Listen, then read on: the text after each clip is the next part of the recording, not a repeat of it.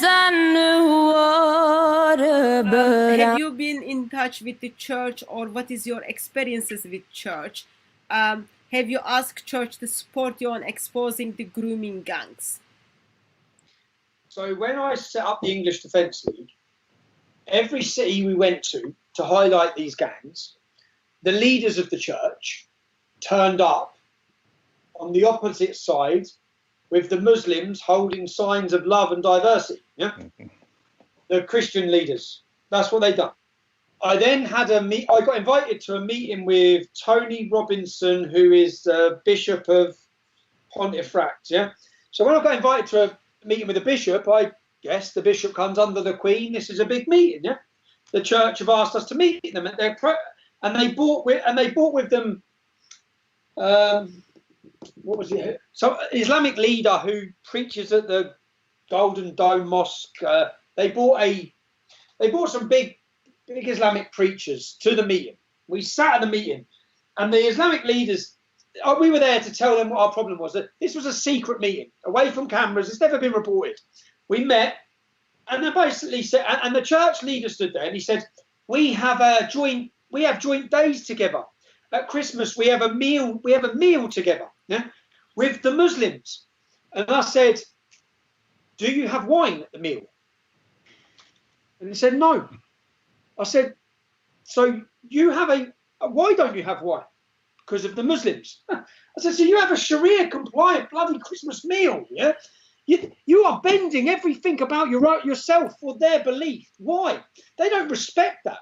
And then the Muslim leader asked us what the problem was. And I just laid it out to him. No, we're not bending over for you. Or we don't. And you know what? He sat there afterwards and said, you know how refreshing it is to be told why you're pissed off, why you're angry? Because everyone they meet from the Christian, they have these interfaith dialogue meetings where they all pretend everything's great. They all take a picture 3-4 times a year.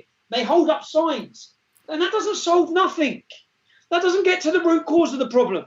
If you really want to bring harmony to towns and cities, you get the young rough kids. You get the kids who are out fighting. You get them standing together. You get the gangs together. You get the children who are affected in these communities. It's no good getting an imam and a Christian leader. So I've seen the Christian church, and I called him out then. I just said, I'm sorry, but you're a coward.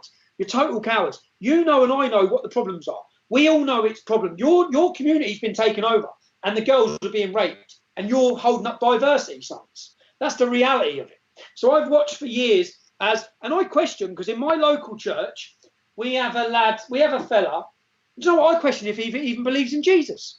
I question if he even believes in Jesus. So I believe the church has totally been infiltrated for many Marxist and different political beliefs. And I look at the Archbishop of Canterbury, and I listen to his comments about Islam and Sharia. And then I see the Pope, and he's washing the feet of the refugees. I think you let him inside the Vatican then, mate. If you want Muslim immigration, bring it to the Vatican.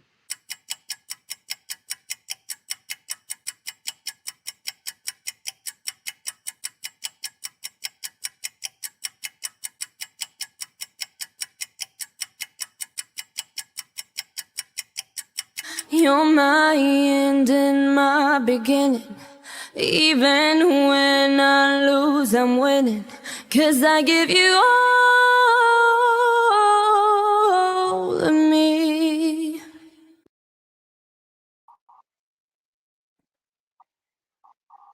Good evening, ladies and gentlemen. Friday, 16th of August, slightly after 7 o'clock, and we have the one and only Raj Speaker's Corner.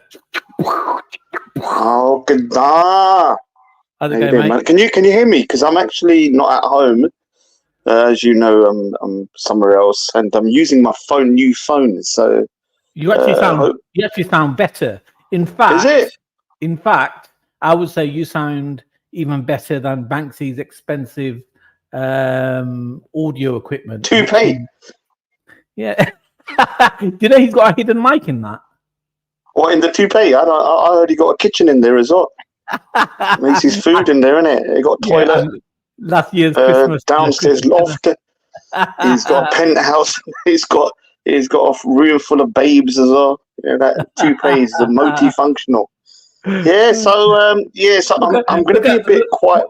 Look at Yeah. the CPU, like complaining. Like, I thought you and Raj were gonna go live. Like, how dare you play a video? We want an injection of live straight away.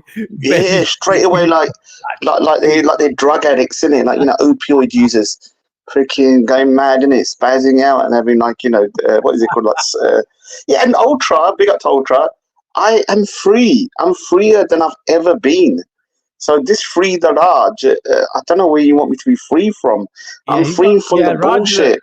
Raj is a racing pigeon. He's not a city pigeon. He's not. Yeah, I'm a proper.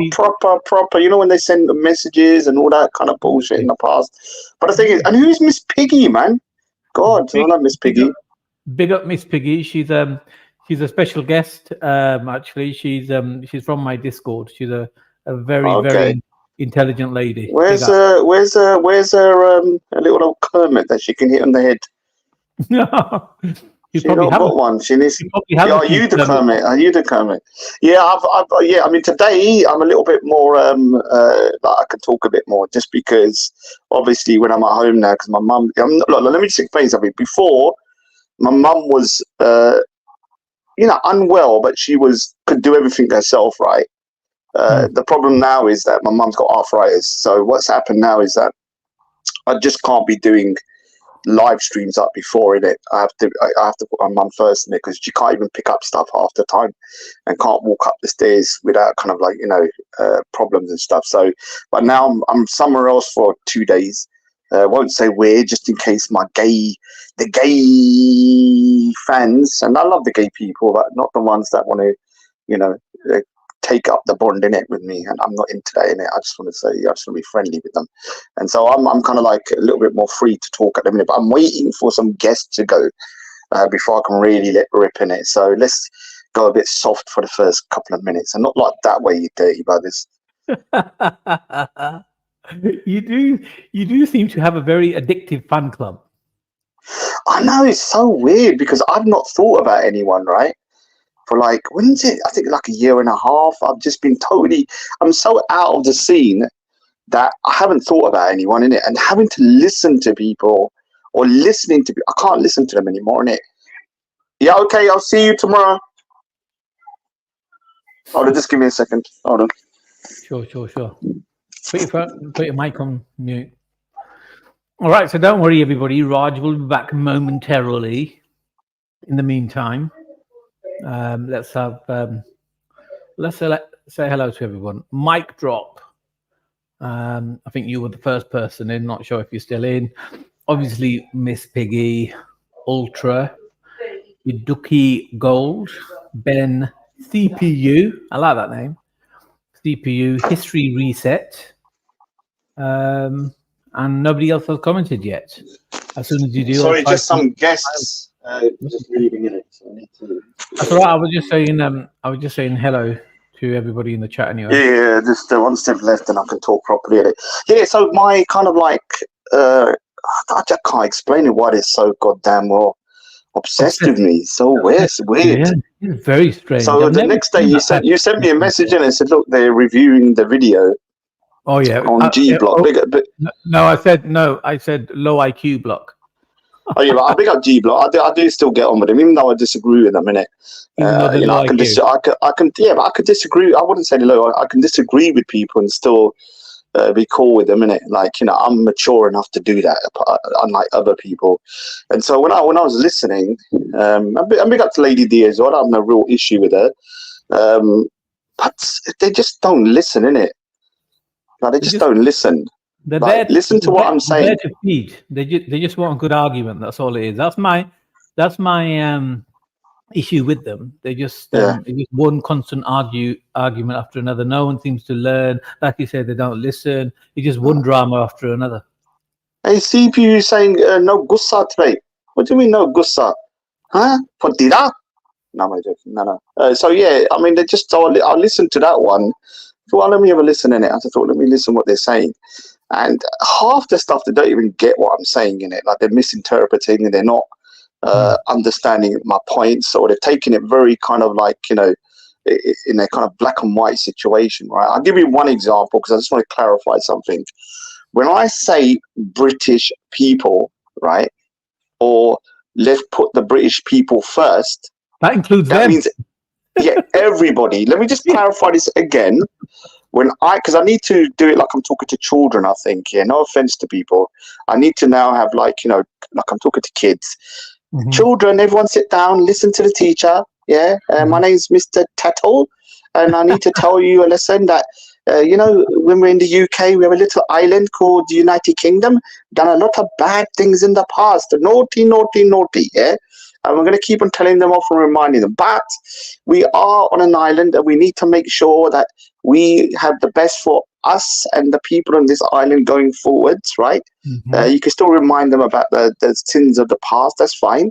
And the thing is, when I say British people, that is everybody, no matter what skin color, what religion, whatever you do, as long as you are a British citizen, even the ones in the prisons, yeah, they're still British citizens, right? They need to still be fed or whatever they need to do, right?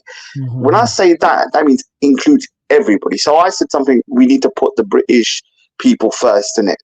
And I still agree with that, because obviously, you need to look after your home first before you can look after the people. Yeah, And exactly. obviously, You see, just one important point there, yeah. right? See, media has programmed people to such an extent they don't even realise that they are also British, and they automatically assume that British means that you have to be White people. racist and white. Yeah. So that's the thing, though. If you think that the word British just means white people, then you're in the wrong paradigm of yourself already, innit? Like when I say British people, I don't think of white people now. And I know some of the other, the people on the other side, you're not British, you're freaking, from India. Listen here, I'm here, innit? There's nothing you can do. I'm not going nowhere. The people that are here not going nowhere, and you need to also get your head around the fact that they're not going nowhere, innit? You need to, because we need to kind of be hard on both sides, innit? The people that are like, oh, you can't, no. If you don't accept that people are British, they're never going to feel like they're part of this country, right? If you keep on rejecting them, at some point they'll say, all right, fair enough, you don't accept me, screw you, innit? And they'll just want the worst for the country rather than wanting to, build up. In fact, come forward and teach everybody what your version of British or Britain is. Yeah, I mean, look, when I say the UK as a fellow people of the UK, I mean everybody in it, including who's got a British passport.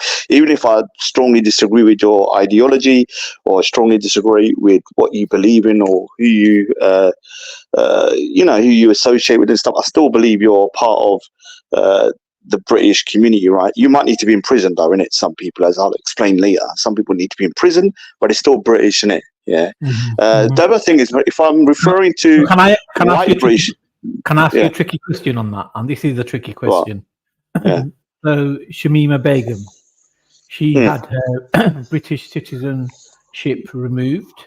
Now, obviously, her allegiance lies with groups and ideology outside of Britain. So on that basis of what you're saying, do you still regard her as British? Would you, as a member of parliament, have given her routine? And had you given her a routine, what treatment would she have received? Well, myself, I don't. I think she should have been brought back, in my opinion, and she just should have been locked up, probably for life, because she was part of one of the cruelest and most evilest regimes since Nazi Germany, right? And I would have 100% bring her back in it, and said, look, she's got a British passport, then she was British in it at the time when she left, so she still has a British citizenship. Like, I didn't understand why they took it away. To be honest, I thought that was, I don't know. I don't want to say that word unfair, because what she did, like, she was obviously a teenager, but when you're going somewhere and people are being beheaded, different groups are being literally persecuted to death, you know what's going on around you. You're not like 10 years old. You're still on the balance of like adulthood. So she should have been punished with the harshest punishment. I would have put her in prison for life in it, and I wouldn't have released her.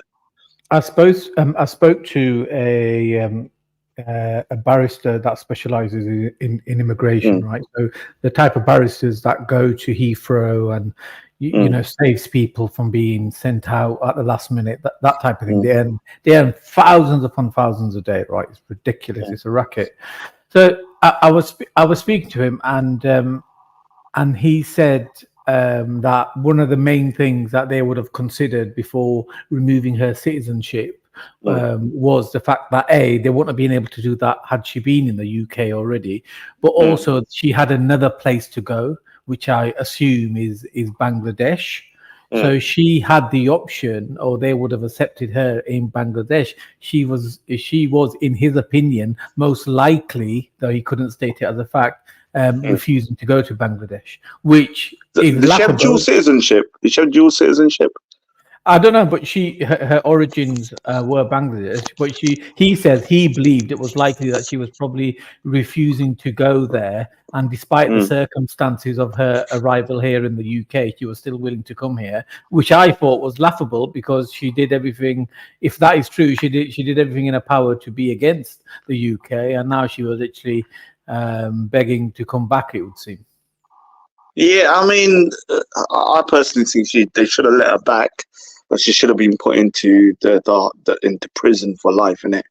And none of this kind of shenanigans about. Well, when I say life, I mean at least like 20 years or something, because she must have been participating or even seeing crimes that were like beyond imaginable. I mean, she said some of the stuff. She said 1 or 2 interviews she did see some horrific things. Of course she did. There's no way you're in Islamic State and you don't see Yazidis being rounded up and people. There's videos of guys like buying or laughing about buying the most beautiful girls from these sex markets, right? People being basically beheaded over minor stuff, like I don't know, listening to music or whatever. Just silly things, isn't it? People being killed for that. You must have known about it. You must have seen it. Whether you participated in it or not, you were still culpable in it. Like the people of Germany. I would have probably put most of the people of Germany after World War II in some kind of re-indoctrination camp, innit? And found out who the ones that are worst, and then those ones would have went to prison for long lengths of time. It's complicated with that one, but just overall, I mean, when it comes back to kind of like the whole situation with the writing and stuff, let me just make it very clear from my point of view, because I don't think people would understand it. Maybe it was my fault. Maybe because I've become too smart. I think I've become smarter though, Manny. I'm not going to lie. I really do. I think you might have done. Reason being because I'm not surrounded. You used to message me and say, why are you interacting with these low IQ people? And I used to say, okay, but they're still talking shit in it. I need to rebut them. Now, after not being in this circle, when I listen back to some of these people, I can't even believe I even lifted my finger to pick up a phone or pick up and go into StreamYards to refute some of these people, because it's so dumb. I'm talking about on a next level of retardation. I think they should put that in the new DSM about people's kind of cognitive abilities, and this is now the new one in it, which is at the lowest, below vegetable state, right? You have vegetables, and then you have people below that, and it's so different. I couldn't even listen in it, and so I mean, the G Block, I still listen to that one. I went through all of it. There were some things that are kind of like, okay, this is getting a bit silly now, and you're not understanding what I'm saying.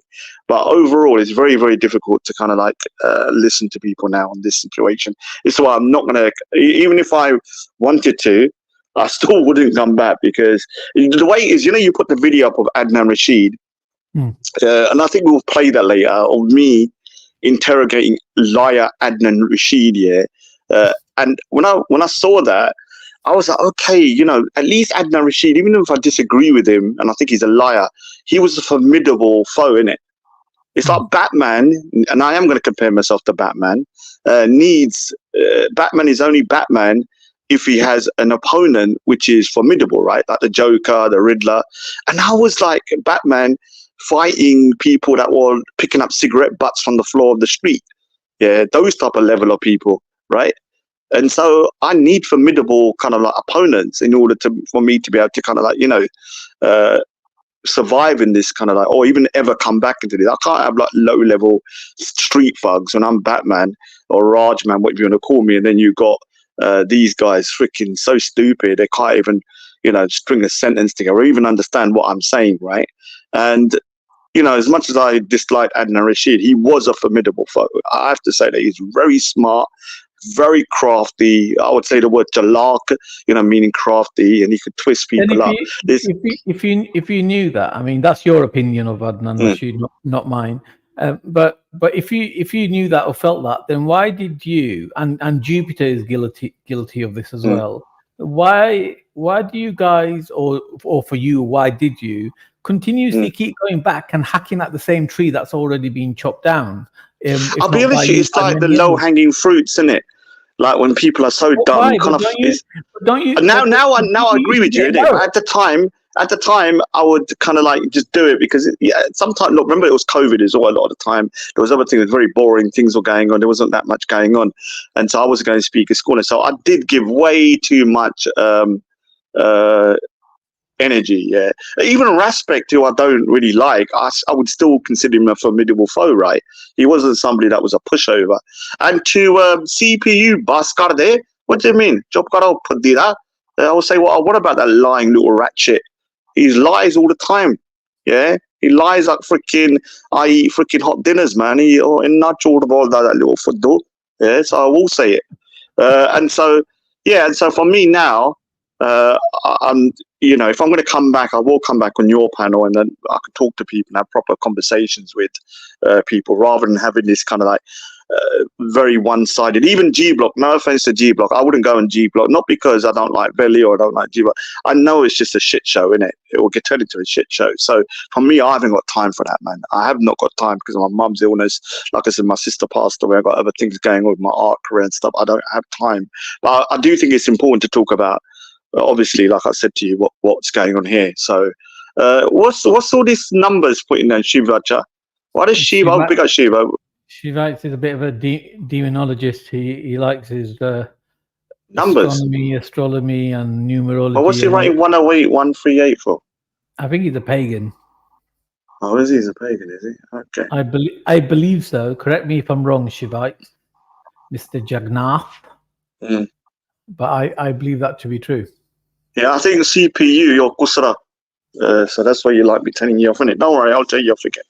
Yeah. So I was kind of listening to the G Block, and I listened to most of that, and I got through that. I have to say, I don't normally like this guy called Buddha Bing, man, but he come on the panel. Thank God he did, because he tried to clarify what I was trying to say in it about when I'm talking about the British people, I'm talking about Buddha Bing, I'm talking about Lady Divine, I'm talking about Ultra, I'm talking about everybody, Jupiter, everybody that's here.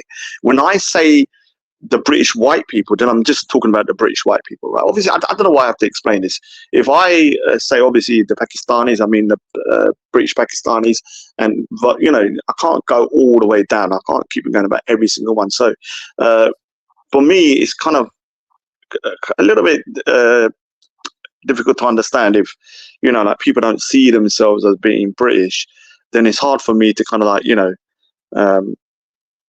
how can I change their mind in it, because they're in that kind of like paradigm that they don't see themselves as part of this country, right? For whatever reason, it could be for the past sins of the past or whatever, right? And so, but they're still here. They're not going to go nowhere in it. No one's going to be able to take them out, or they're going to push them out of the country. They're here, even people that I really dislike. So yeah. So Muzungu, if that's how you pronounce it, Muzungu Travels is asking, how will you protect London when the next riots happen?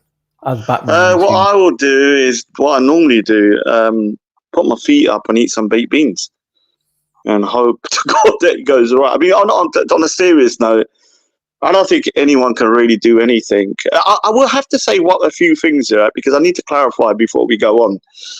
One thing I would do is to clarify misinformation about what's going on, what's happening here. Because I'll give you one example. Now, I might be wrong. Before everyone goes crazy and starts going, Raj, you're wrong. I was looking through the convictions, right? And the government needs to convict people that are committing violent disorder and all of this kind of stuff. Now, do I agree with people putting tweets out and then getting arrested and then put into prison for 18 months? Depends. If, like that lady, she was saying, blow up the mosque, yeah, she needs a harsh sentence. I don't know whether that was too harsh, but she's instigating violence. Now, if you're just saying something that's quite vague. I don't think people should be going to prison for that. They might get a fine or a slap on the wrist or whatever you want to do. But there was one story that kept on coming up when I was looking about a guy being arrested and put to prison for 18 months for saying F Allah, right? Yeah, now, I read that. That's not true. That's not true. From what I've researched. What's the truth? I have to be fair in it, because the thing is, when you start putting out these stories, people start putting out these stories without a full kind of context. He was sentenced for violent disorder, not for shouting that slogan. So there's a big difference between somebody shouting that and then getting arrested and then put in prison. It says this is the reason why you're in prison. But this, from my understanding, he was the actual conviction was for violent disorder. He was violently trying to attack the police, and on top of that, he was calling for violence against the police, right? And he was also saying what he was what he said as well, right? But that doesn't mean that's the reason why he was actually convicted for 18 months. And if he was convicted for 18 months for saying that, I would say he's wrong, innit? As much as I don't want people shouting F anyone, because look, this is going to sound very controversial to you, Manny. I know you're not going to like what I'm going to say, so you sit down. Mm-hmm. Look, if someone says they're worshipping Allah, were they worshipping the God, were they worshipping Waiguru, I still see that as the creator, even if they believe in a different way. So I don't curse. I've said that. I've said that on the live stream past. I never liked any of these type of chants against one community or the other, because even at Speaker's Corner, because I used to think you're purposely trying to create kind of hatred amongst each other. And it didn't make sense to me. This is why. And also what it does, it shuts even religious debates. I don't think they're very fruitful. Yeah, and it also shuts down conversation, right? Because one thing I've realized is if I can still talk to people, right, about religion, because I've never cursed anyone's prophet or their religious figures or the name of their creator. I've never cursed them. I've kind of criticized and kind of mocked ideas. Right, Mm-hmm. Ideas are different from actually saying F this person, F that person, and I agree with you. And so when people are walking around saying this, and I just think it's the most stupidest thing. Also, people were saying, I think it was Lady Divine saying that the other side was saying Christ is king, right? Now, I didn't see that when I was watching the videos, because they were saying that, not Lady Divine, but other people were saying, it's fine to say, the religious slogan and stuff, because the other side saying it. Now, I would say both sides shouldn't say it then. If the other side's saying it. Okay, so two quick things. Mike Drop is saying, Raj, what about Raindrop, Banksy, Aaron, Flexi, Morton Hire, 72 Virgin Goats, Angel Moon, etc.? Do you speak to them anymore from your peak era? Can you answer that question quickly? No, I basically, the only person I really keep in contact with is yourself, innit? That's it. I don't really keep in contact. There's no point keeping in contact with anybody else. Here's another one. Is it true that King Charles personally called you and requested you to return to solve the issue of the British? Yeah, he did. He kind of phoned up, and I was like, "Who's this?" It's this Charlie boy. I said, Charlie, how you doing, man? I was, about to call, because I was about to call him, because I have like a red phone, innit, like Batman, when I need to be called for emergencies. And he was saying, look, Raj, please come out of retirement and just, sort this issue out. It's only you that can do it. And I said, Charlie boy, I'm calling Manny. And he said, sell out to Manny. He doesn't talk to Manny, because Manny's kind of like, although he's important, he's not as important as me, but he does know you, though, Manny. That's the most important thing, isn't it? He knows of you. I hope he did say, good old Manny, he's just like me. We talk to the flowers, and they talk back. So yeah, he did say. So yeah, I mean, on a kind of more serious note, like this kind of chanting is so stupid, because all it does is all this silliness. Just kind of when you're shouting religious slogans, all it does is make it into a religious kind of like conflict, right? And I have to say one thing. Someone saying Christ is king and someone saying Allah or Akbar, whether you like it or not, now listen to me very carefully. Put your brain in your head first. Whatever there's there. If it's a P, put it in your head. Listen to me. If over the last 15, 20 years, there was spate of terrorist attacks where people were saying Christ is king and then killing people and blowing themselves up. Yeah. Then the fact that they're saying Christ is king would have a negative connotation to it, right or wrongly. Yeah. Even though Christ is king, there's nothing wrong with saying that. There would be a negative connotation in majority of people's minds when people say that. Yeah. The issue is this, whether you like it or not, whenever these terrorist attacks happen, we know Allahu Akbar means God is great, which is fine. But we know that nearly 99% of the time when a terrorist attacks happen, this has been shouted. So to your average person, and I'm going to say this, most people are pretty dumb. I'm sorry. Yeah, this is why they can be led like sheep. To them, when they're hearing this, all they're hearing is a chant, which to them equates to what? Yeah, I don't need to say it. Now, does that mean that they're thinking right? No, it doesn't, because obviously we know it doesn't mean that. But the point is the PR. I'm talking about public relations, right? And I'm saying to people that you need to understand the optics, not from just your point of view, but from how others see you from different communities, right? And you have to understand that. If you don't, you're screwed in it. Because if you can't see how your average British people from different communities see when you're shouting particular slogans, to them it means one thing and to you it means another. Until you can change their minds about that, you shouting that is counterproductive, in my opinion. You don't need to listen to me, but I'm telling you, there will be a time where you're gonna. I will say, I should have found the videos though, Manny. Actual imams were saying the same thing. You know, Manny. Yeah, I should have. There was at least 4 videos, but I don't think you can play them because they're on channels that get struck. There was, I saw 4 different videos. One imam was saying this is not acceptable. That although we understand that the shout Allahu Akbar just means God is great, this is not the way we should go because it makes into a religious war. And then other people as well, quite prominent people saying the same thing, right? So it's not just me saying it, it's people from the Muslim community saying as well. But obviously the low IQ footballs are not going to understand what I'm saying. They're going to go, Raj doesn't understand what it means.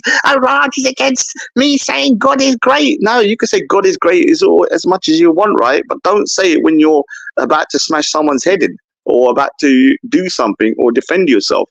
I would say at that particular time, keep it thingy. And I know other people are going to say, well, say, Jebola, Sonia, Sastika. Obviously, we say that. But I would say the same thing to Sikhs. I would say, Sikhs, saying, look, right now, we understand what you're trying to do, but let's keep religion out of it, right? Yeah, let's just keep it to what it is, which is a situation where people are coming to attack us. Because there could be people in the group that are not Sikh. There could be people in the group that are not religious. There could be, so you don't have to, go down this route and think that, okay, just because I know what it means that everybody else does. Because if you're going to do that, you're going to be screwed, innit? I don't know if I'm making sense. I don't know. Yeah. I understand, mate. You can open the panel up later on as well if you want, because I'm not at home today, innit? So I can talk a bit more freely. So I found, I went on to Takia. Remember Takia Watch, Simon Takia Watch? Yeah. I found a video on his channel. I'm going to play that for us now.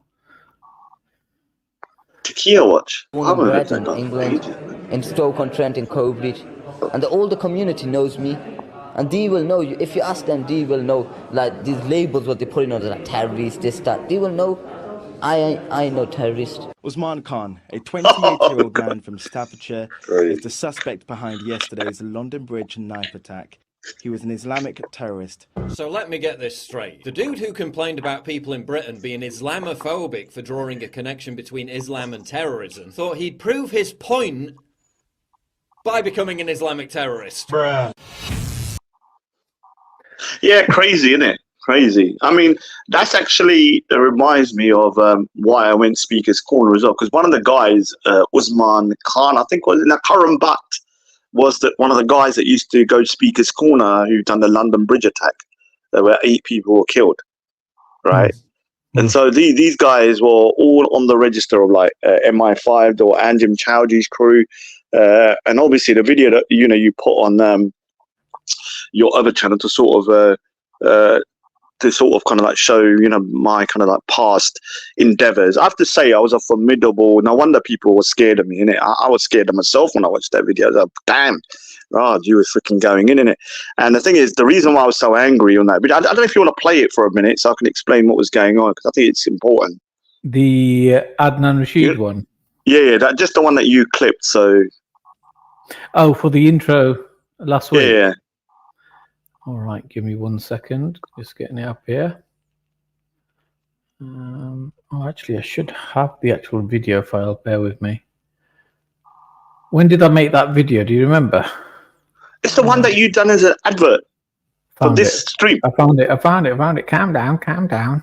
No, I'm not paying that jizya. Here we go. Sheikh Faisal. I'm not going to get a word in. I told you. 2003. What happened was this. I'm not going to get a word in. He was in a meeting where Sheikh Faisal was about to go to prison for actually enticing violence and extremism. He was in a meeting saying that. No, the one with that promo for this one, that 1 minute 30 one. Or the one. You know the one that you sent me. The one that I sent you. Yeah, you know the one you got promo on Manny Sinder's channel. Like a 30-second promo for today's. Yeah, that one, because that kind of like hits the nail on the head quicker. Okay, 1 minute. God, it's so demanding. I know, but I know. Sorry, but we have to, because I was watching that video. I was like, okay, this kind of like, you know, encapsulates what the problem. Okay, let's remove that.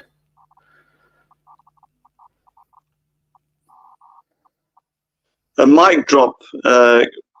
What do you think of Kardashian? Just all I was thinking is big watermelons.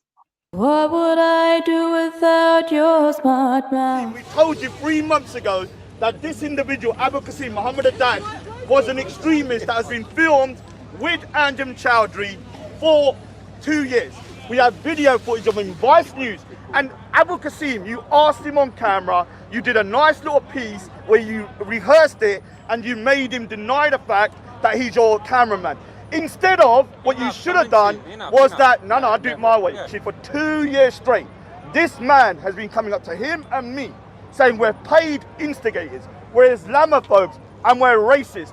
Now what we're going to do, because you're saying we're an extremist, who do you support? Have you still support for all these extremists? Haitham al-Haddad, he's been banned in how many countries? He's your Ustad.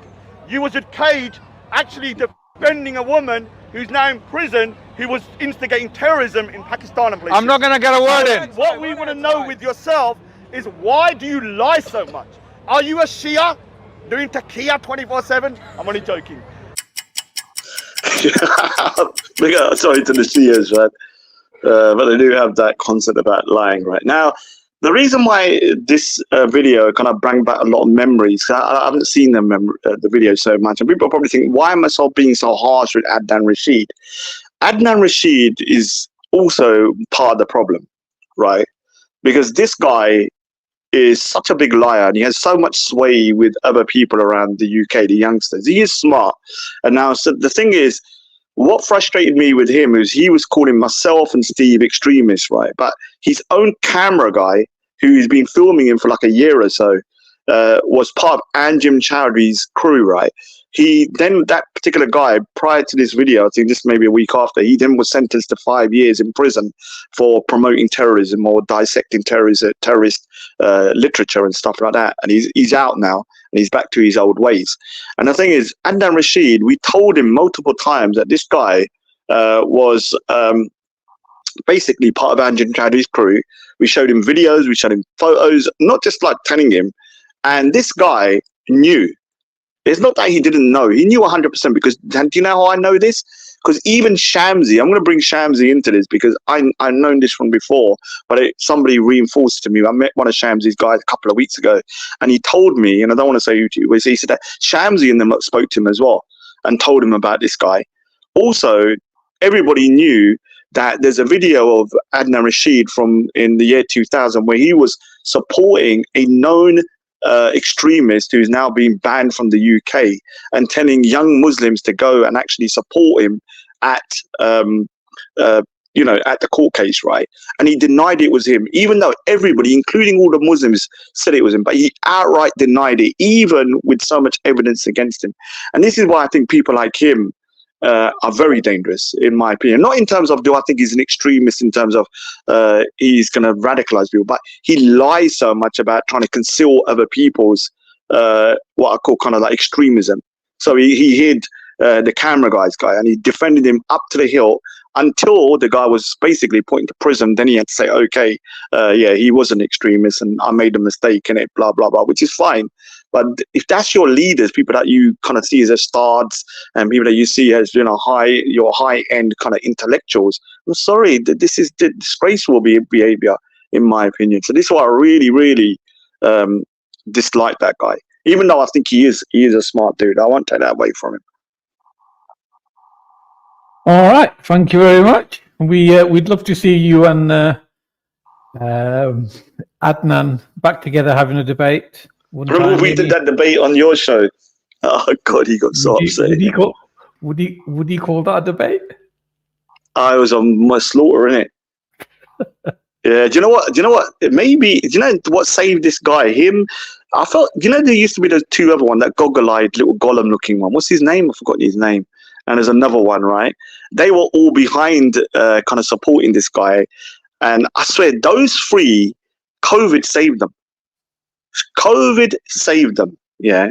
COVID saved them. Because without COVID, when I was talking to him there, I had, like the Terminator, I had him direct in my sight, all three of them, right? And I kept on every week going there, trying to expose them. And I was just on the brink of cracking them, innit?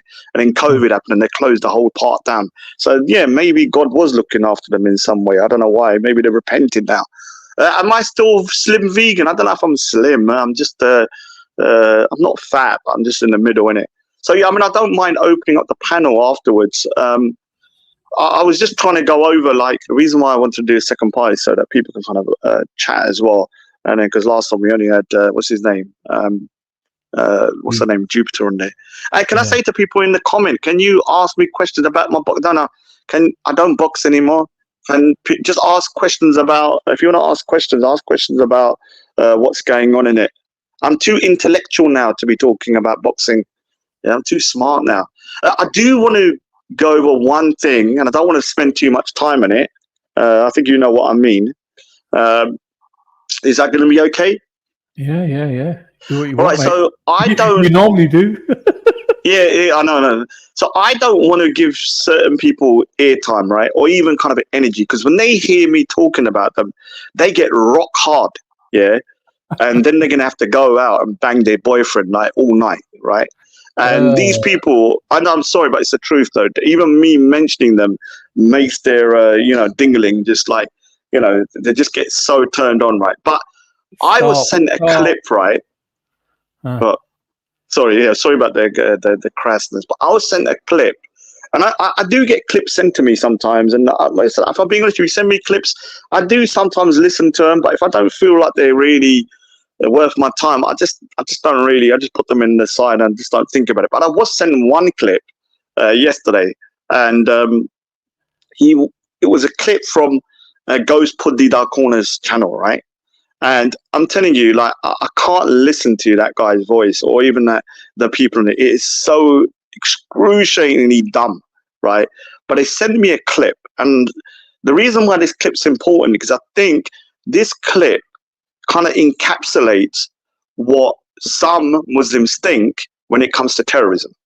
And what he thinks, in my opinion, is actually quite dangerous, right? And I know people can say, oh, no, you're going to misinterpret it. No, I listened to it multiple times. And when I listened to it, I was like, okay, this is a dangerous message or a dangerous mindset to have. So if you play it, and then I'll kind of just go over it and I'll just explain why. If you could play it, please.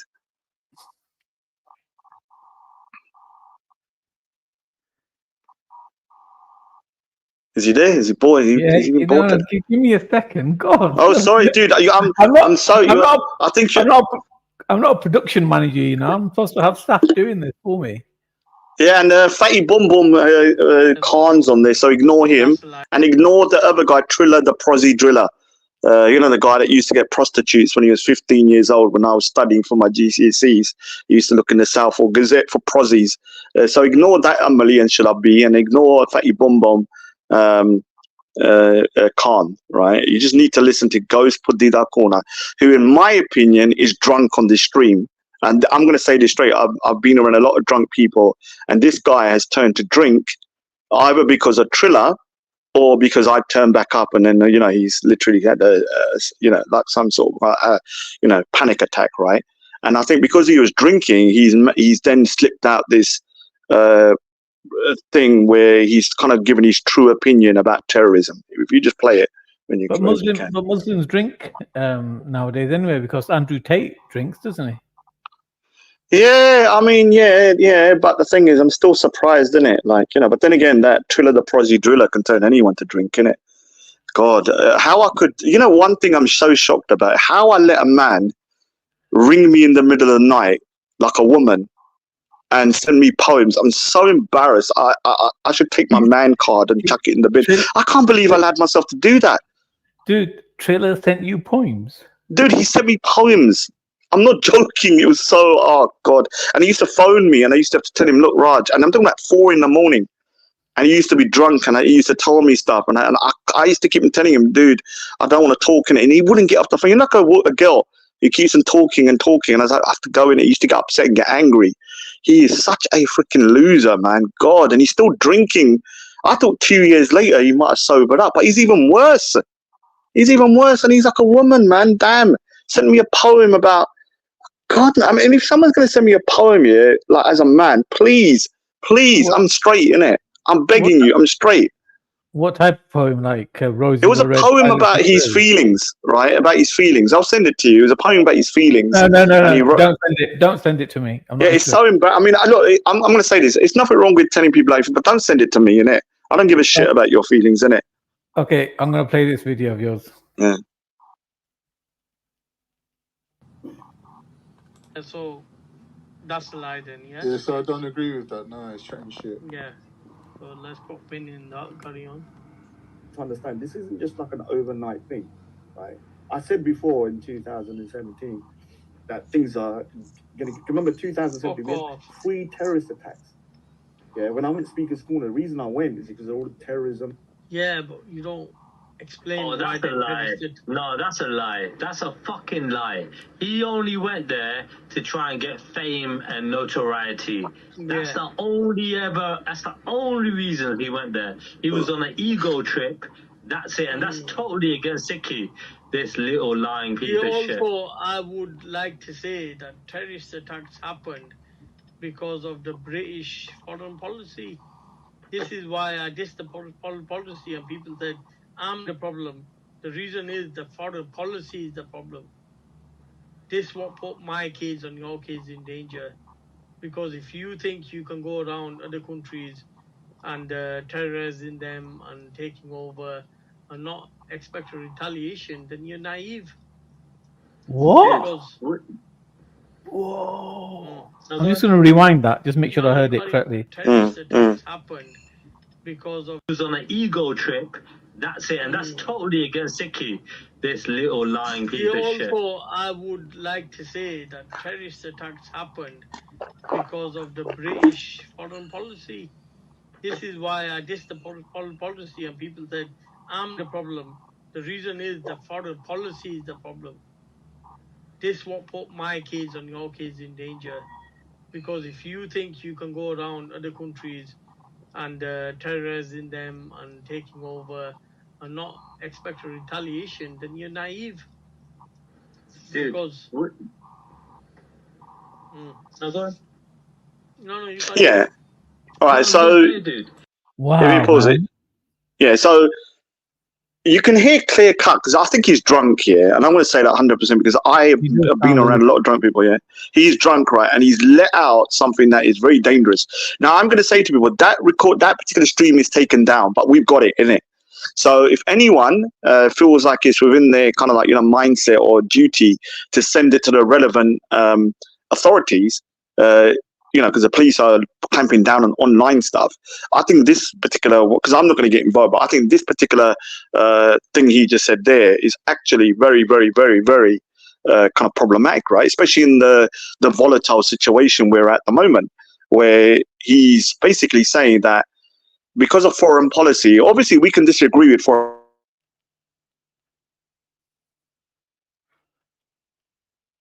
Your mic's gone, Raj.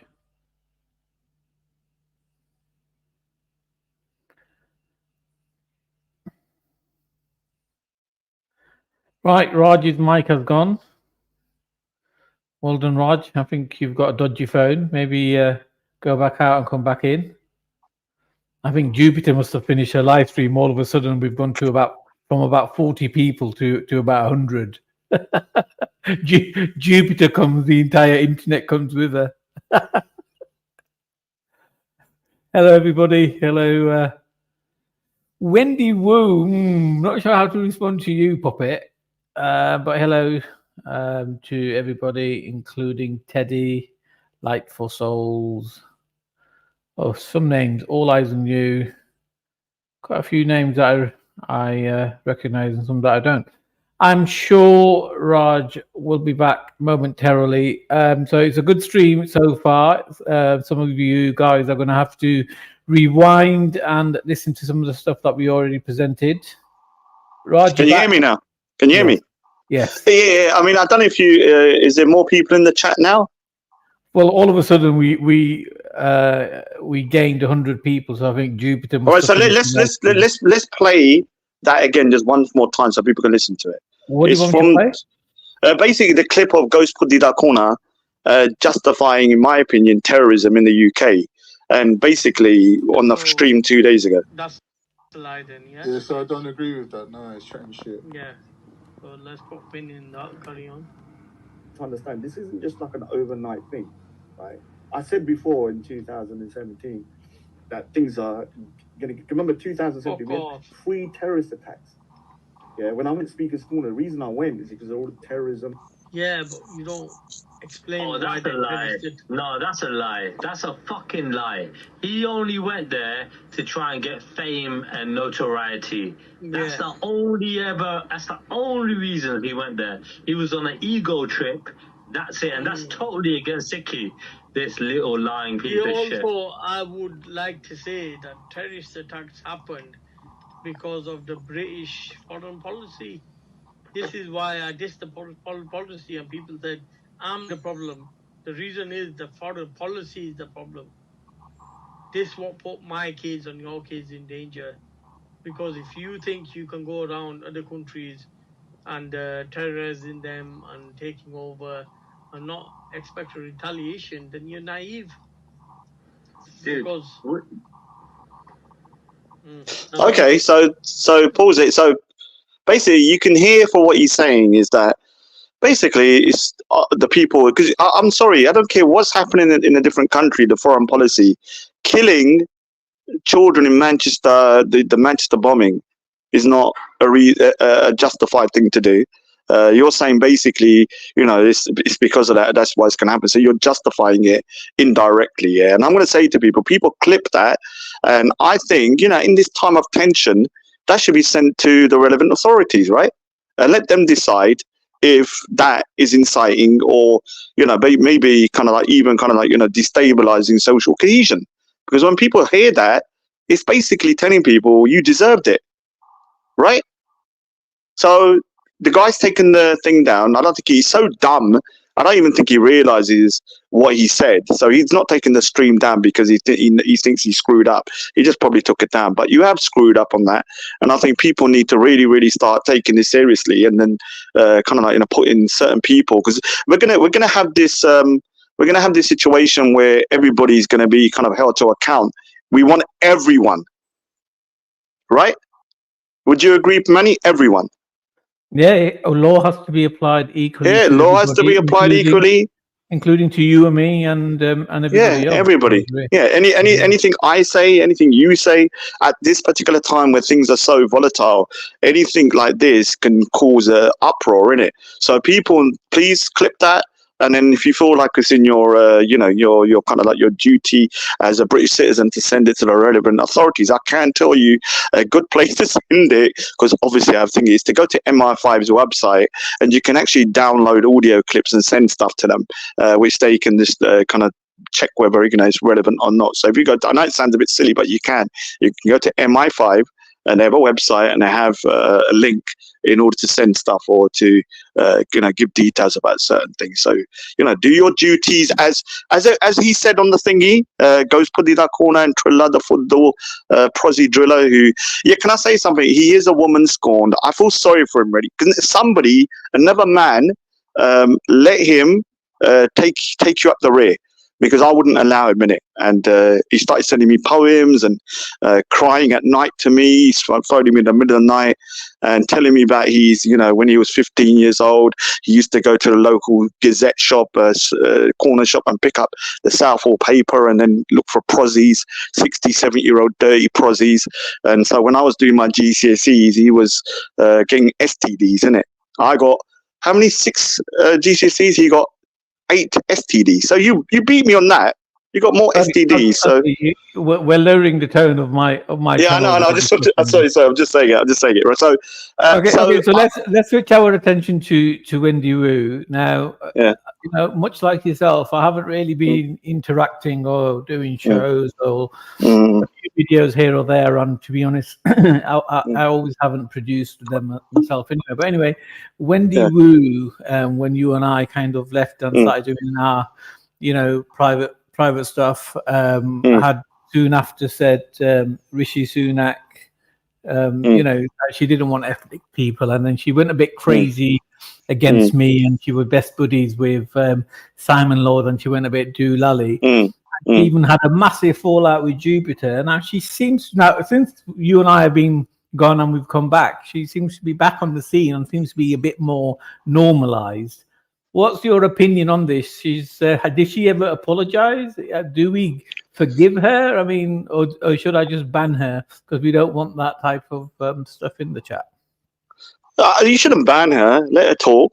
But the thing is, look, she's not a freaking 18-year-old that suddenly learned something new. From my understanding, she's like 95 in it. She's only got a few years left, so let her kind of chat on this thing here.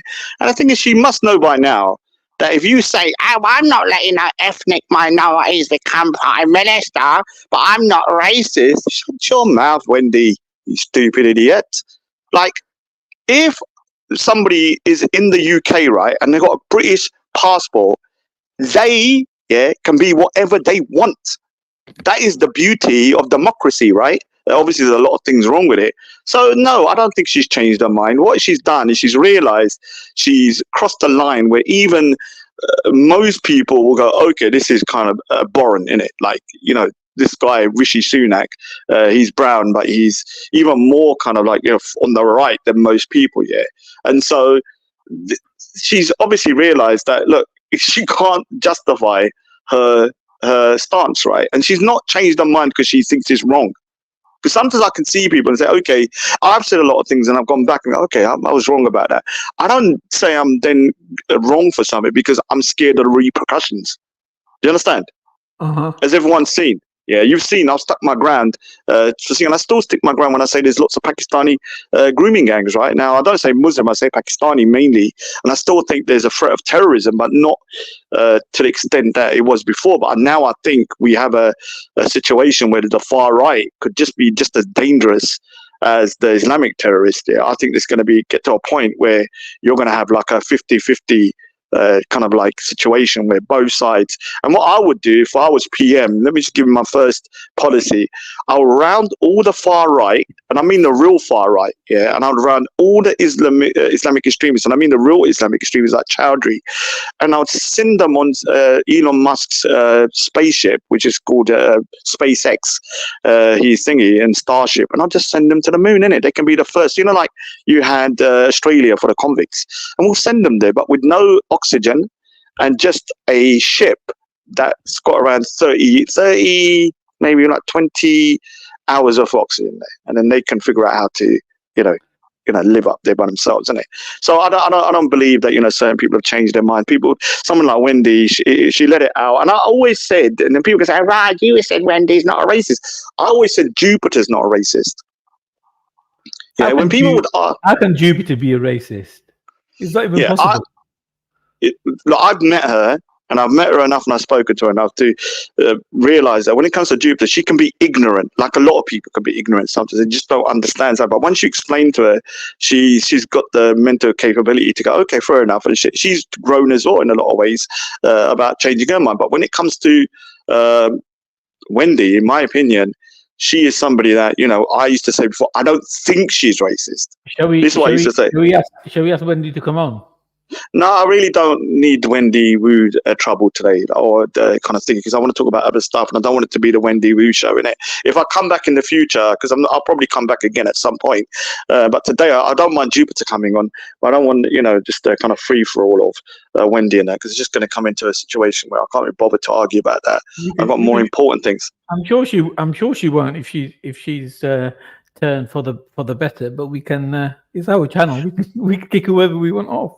Yeah, but not right now. Maybe if later I feel a little bit more kind of like thing, because I've got a few things I want to kind of like, speak about anyway. So we can kind of go for it. Like I said about the situation with the, one of the reasons I waited about speaking about it, because I wanted to get the relevant facts in it. Like I said, please, people that are saying that the guy that went to prison for 18 months for shouting F Allah, he didn't go to prison for that. Yeah. He went to prison for violent disorder. Yeah, if you read the thingy, the charge, he was instigating kind of like violence towards the police, and he was doing stuff that basically would have caused harm to the police. So he got arrested and charged. Whether you agree he should have got 18 months for that, that's a different matter. But it wasn't because of that. And I don't want false information going out, because now people are saying, oh, he got people are getting jailed for hate speech, right? Some people are, people that are texting and messaging. Some people I don't think should have went to prison. The woman that said blow up the mosque, she should have, because she's inciting violence. But other people that said stuff, I don't believe that you should be going to prison for certain things if you're not inciting violence. I mean, what do you think about that? Stop that CPU, you little puddida. I was going to freaking break your CPU. Do you know who CPU is? God, I don't know who he is. He's probably some freaking retarded little weirdo. So just block him in. Why do you answer his question and just get it? He's another fanboy. Oh God! All right, Raj. What do you think of Andrew Tate? Andrew Tate. Oh God! First of all, he's not Muslim. Everyone was celebrating. Oh, Andrew Tate's because I knew he was a Muslim. He's the type of guy that will just jump on a bandwagon because he wants to kind of like grow his audience. He's never been somebody that he believes in God. Do you know how I knew this straight away? Because when he converted, he gave a speech, right? And he was saying, I love all religions, and people that are Sikhs and things like that, all of these religions are true. And I was like, you're not Muslim then, innit? Because it's like a Christian saying that all religions are true, or if a Muslim says all religions, they can't be part of that faith. It doesn't mean, that I disagree with him, because I think there's different paths, but you can't be part of that faith. Yeah, because like Christians say, the only way to God is through Christ or Jesus, right? That means that, somebody is a Sikh or a Buddhist or a Hindu or thing can't be part of that group if they're saying that always are the way. Now, that doesn't mean that, I agree with them. But I knew from then, and then I slowly started seeing the kind of fanboys kind of like, basically, jizzing themselves, having him on their side, right? And I knew it was going to backfire at some point. Do I think what he says, look, when it comes to being masculine, like I am, I'm the epitome of an alpha, omega male, right? And so I do believe that men should be men. Yeah, all of this kind of like losing religion. This is a bit of a complicated thing. I do think the UK needs to find religion, and I think although I'm a Sikh and I want people to become Sikh, the UK is a Christian country in the past, and I think it needs to go back to its roots. Churches are closing all over the place. It's quite sad, to see it, and I think this is why you have people gravitating towards other ideologies which are more harmful, right? I'm not saying Islam per se, depends on what you want, but also the far left, kind of what I call the loony left, isn't it? Yeah. Who are like everything's permissible and stuff like that. So, yeah, and he was somebody that was saying that as well, from my understanding, that he liked Islam because it's strong, right? Is that for mine? Because he said that, Christians are being walked over, blah, blah. But you don't want to become a monster where you start killing people or putting people in prison for criticizing or mocking your faith, innit? You can, you can defend your faith without violence, in my opinion. Did that answer it? So yeah, I don't really agree with him on a lot of things. I do agree with him on men should be men, and like this situation where men are now like women. Oh, there's no difference. Listen here, and I said it last time. Everyone went mad. If my house is on fire, I don't want a woman picking me up if I'm unconscious. Understand? I don't want them to try and get my mum if she's unconscious. I want a dude to do it because I know a man can lift up at least 50%. Yeah, even your average guy can lift up 50% more body weight than a woman, right? And that doesn't mean that I think that women are less, because in Sikhism, we're equal, but we're different, right? We're different. Doesn't mean that we're all the same. So yeah, I agree with him a lot, but not on other things. To be honest, I think he's goes too far. Fair enough. All right. What else do you want to discuss then? Yeah, just generally about people can ask questions. And what's that popping noise you keep making? Are you drinking Coke again? No, I'm drinking water. Oh, why are you making that popping noise? Why am I making a popping noise? I'm doing it to turn people on, my enemies on. I love when Are you drinking out of a plastic bottle, or do you not have a glass? Oh yeah. No, I've got a plastic bottle in it. I'm trying to cause more what's it called? More kind of like climate issues. You can bring people. You can bring Oh yeah, let me answer one thing. What happened to Kayra? Did she get her justice? No, Kay has come to, when it comes to women, right? I treat women different to how I treat men. Yeah, and I think it's Raj is sexist. Listen, I can't have a beef with a woman because it can't go nowhere, innit? Because I can't shout at her because she'll start crying. I can't, use anything violence because I don't want to hit women. And so with women, I have this, okay, you've said X, Y, Z. I don't like it, but I will let it go, in it. And I've done that loads of times, right? And with Kerr, she's actually come to a realization that the people I was telling her were proper grade A footballs are grade A footballs. So well done for her. So I don't, as much as I don't like what she said about my family and stuff, I do have different rules for women. If a man cusses my mum out, there's no going back in it. If a woman cusses my mum out, I don't like it, but I'll sort of like, just let it go in it. Go, okay, and for the better good. If that we can join teams, and me and you can go out there and batter all the opponents. Because I think a Kay and a Raj sort of team up, with her beautiful voice and my lovely voice would be a dream made in heaven. So yeah, I mean, I don't really have much of a issue with her anymore, to be honest. I don't really care in it. Like, I've moved on. Okay, so who do you want on then? Get Jupiter in it. Well, let's see if she wants to come on first. We can't. Yeah. We're not masters of people. We can put the link in. And I can't do that. And Rashma, I read a message. I feel sorry for people like Rashma, right? Because I think Rashma is a really, not just a nice person, but I think she's somebody that, probably worries a lot about what's going on. Obviously, because she's a female and she's in East London and stuff. And I will say that, when it comes to London, I think we're safe. We're safe. I can't see. One thing I have to say about Bengalis, because a lot of people kind of don't understand Bengalis, and you're going to probably say I don't, but I've hanged around with Bengalis a lot. When I was young, from the age of 9 until 16, my best mate was a Bengali. Then from the age of 19 to around for 15 years, my mate was a Bengali. One thing I've learned about Bengalis, they can take care of themselves. Yeah, all it takes is them. Before everyone says, Raj, you're racist. This is... Oh yeah, big up, stupid. So let me just end with this. Before everyone says, Raj, you're racist, yeah? Listen here, I've seen with my own eyes, my mate, his brother was attacked in the park in Bethnal Green. My mate got on the phone and went, I don't know what you said in it because they speak a different language. Next thing I see is 20 Bengalis turn up in 3 minutes, right? Shit. Just all turn up and they just don't. So the same shit would happen if you had people coming to attack Bengalis in the area. So they can look after themselves, man. They can look after themselves. Hello, Jupiter. I wanted to ask you because there was a lot played out on the news or GB News and Talk TV the other day about there was a Pakistani event in Southall. Did that cause any community tensions or did it go well? I think they're celebrating Independence Day of like Pakistan and India is the next day. I know in Ilford, where I'm from, there was a massive fight between Afghans and Pakistanis. Yeah, and I think there's a big problem because the far right, are gonna love what I say now. Pakistan is deporting 1.5 million. Listen to me, 1.5 million Afghan refugees, because Afghanistan is next door to Pakistan. It was, obviously, so they have basically, and no one's talking about it. In my opinion, you should be fair in it and talk about that as well, because people are talking about deporting. There's a country right now that is deporting people who have got refugee status.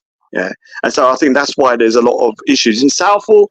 I didn't really see anything. Maybe it was against Indian nationalists, mainly Hindus, because Sikhs don't really care either way, to be honest. A lot of us, we don't really care. We don't support India. We don't support Pakistan. So we don't have that kind of like fervor. We don't start going out with Indian flags and stuff because India's as an English person, I don't who has seen lots of people come into this country from different heritages.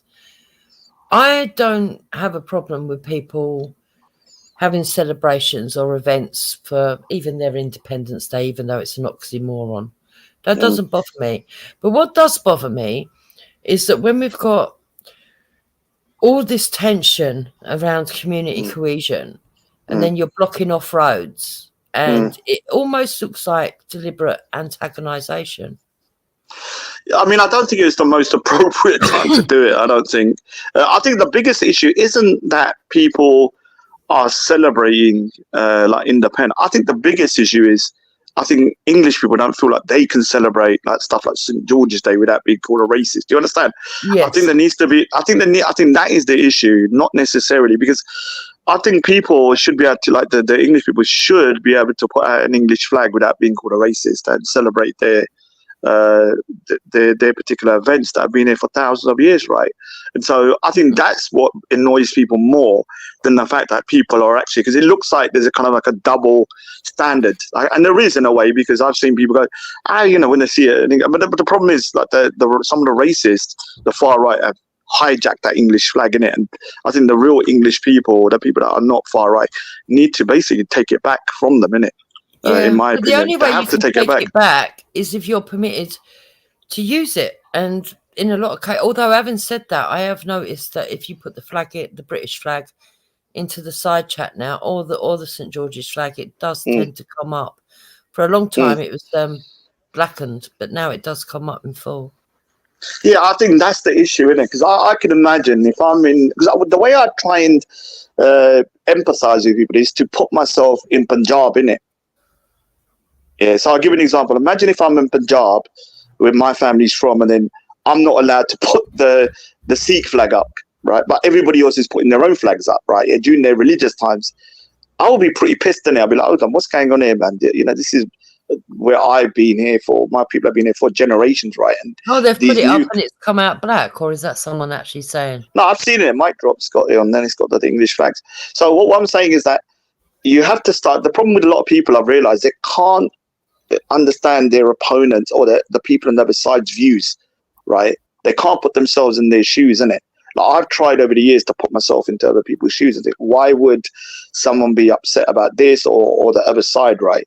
And so I think most people need to understand, like, when you are being told that when your St. George's Day has been something that's been celebrated for God knows how long, but when you put an English flag out, you're automatically seen as being a racist, or you can't openly celebrate it without having to, explain yourself. Oh, I'm not a racist, because I can imagine people putting their just St. George's Day. Well, I'm not a racist, but you shouldn't have to say that, innit? And so I think when people start seeing immigrants, I think when people start seeing immigrants coming over, and then when we're here, and then we can openly celebrate our events with no issue, which I think is fine. Yeah, I think that's the main cause, not the fact that they're celebrating it, in my opinion. Do people agree with me? Do you know what's disappointed me, Raj? It's like a lot of these people that myself and a lot of others have gone on their channels, supported their channels, gone on, spoken with them, tried to be honest, tried to explain how people are feeling, and in a lot of cases we've not been received that well. We got goaded, mocked, memed, our channels made up against us, and all the rest of the trolling. And I know that you and your family went through it like mine did, so you know, I've got great sympathy for you, what you suffered and stuff like that. But we still stuck with it. We tried to engage. We tried to have these conversations. And twice now I've seen it. So the first time I saw something happen was when Black Lives Matter rioted. And we started to see one sector of the internet start screaming at white people, we're going to rip down your statues, your Ras Clarks, your Bumba Clarks, and all the rest of it. And now we've had these riots, and don't get me wrong, there were elements of extremism there. You can't argue when someone's walking around with a swastika tattoo that's not an extremist.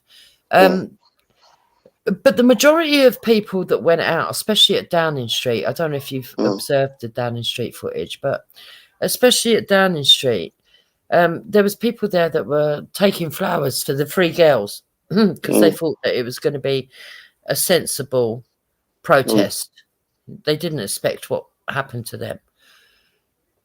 To see people that we've spoken to for years on channels just basically branding everybody racist and far right because they're white, I actually find that really disheartening. Who's because I'm not really, I only listened to the review of Lady Divine, and I can't remember, there's another guy on there, some other guy, a Jamaican guy. And one of the things that I found quite, because I need to say it again, because I said it at the beginning when there's not that many people. People heard me saying that we should put the British people first, and they automatically equated British people to just being white. When I say, I'm not saying everybody, but when I, as Raj, say British people, I mean everybody that's got a passport and is a citizen here, right? Everybody. Doesn't matter what colour. Raj. So do I. And I mean everybody, even those that have adopted into the country, yeah? And it pisses me off that because my skin's white, I mean, they might do it with you as well, but I maybe that's my own sort of insecurity, but I assumed it's because I'm white that they believe I'm only talking about white people. It really pisses me off. No, they did it with me as well. Did it with me. So I said, because I was trying to say that we need to look after people within the UK. It's like, I gave the analogy, maybe it was a crass analogy. I said, look, it's like me basically, you know, going outside, giving to the poor from my own fridge, but my fridge is empty and my mum can't eat, my family can't eat. And I was saying, we first of all need to look after the people that are here before we can start looking after others, because you're just going to harm yourself, right? And I said, we need to put the British people first. And then everyone went crazy. My God, it's all the white people, coconut. Bounty. And so it's like, dude, when I say, because my perception of what being British is that whether people like this or not, and you know, I know some people are going to get upset. You have to accept Britain has a multicultural community now. The majority being white, English, who have been here for as long as they've been here, but the people that are here, and no one's going anywhere. So you either have to figure out a way of living together, or it's just going to go tits up and people are just going to go to prison like they did it, right? Now, I was trying to explain about this situation about immigration is such a I take it like it's almost like school children don't even understand basic kind of like, you know, logic, right? And I have to, you know, I'm talking, it's like, okay, you have a country, any country, but I think the best way to do it is to take the UK out of it and just put it to any country, right? Just put it to any country. We'll just call this country the Rajanator's country, Rajland. We call it Rajland, right? Now, Rajland conquered the world, right? I went everywhere. Even America, everywhere. I conquered everywhere, right? And now Rajland, people are now going, okay, they're all speaking Raj language. And so they're coming back here years and years later. They've got passports and they come here. Now, at some point, the country then becomes, you know, starts getting fuller and fuller and fuller. Now, how do you get to a situation where I then go, okay, because I conquered everywhere, I have to let everyone in, right? Now, the problem with that is this, that there is an argument that, you know, Britain did go around and colonizing the world, and so people could speak English. Their countries have been destabilized because of foreign policies from ex-country, mainly America now. And so these people now have you know, are now displaced and all that kind of stuff. But it still doesn't take away from the fact that a country only has so much resources, right? There's not an abundance of resources or land, right, within the UK. And so you have to then take that into account and go, okay, we have to be sensible. How can we accommodate people, but without harming ourselves at the same time, right? Yeah. Because when you start harming yourself, then you're harming them as well. Do you understand? Yeah. It doesn't make sense. That's what I don't understand, Raj, because I've heard people say, oh, well, the chickens are coming home to roost, you know, you've got to suffer it, this, that, and the other. And what I can't get my head around, okay, is, okay, you might think that for white people because you've got your own biases and you see us as representing that 2% that was there 200 years ago that did all the conquering. But how do you reckon that up with the fact that you're British yourself, you live in this country, and what detrimentally affects us is going to affect you as well? I don't understand how you can't see how, even if you, I even say to people, take out your disdain for the UK. Just take that out of the equation, right? Think about when the UK's past. If the UK is becoming destabilized, what's going to happen? You're going to be affected, right? Then your kids are going to be affected. And so you have to, at some point, start going, okay, it's not about me saying you have to just forget everybody, because we need to still have people coming in that are legitimate kind of asylum seekers, people that, you know, we do still need immigration to fill certain jobs and stuff. But you have to then come to a point where you go, okay, the country, and they're going to say, oh, Raj, this is what they said in the first time when they first come over. They said, oh, there's too many of you. There's too many of you. The situation now is very different from 50, 60 years ago. If you can't understand that 50, 60 years ago, things will be different 60 years later, even from now, in terms of demographics, how the population will grow. And then you have less space and you have more people kind of reliant on resources of that country. So I don't know what to say to you, innit?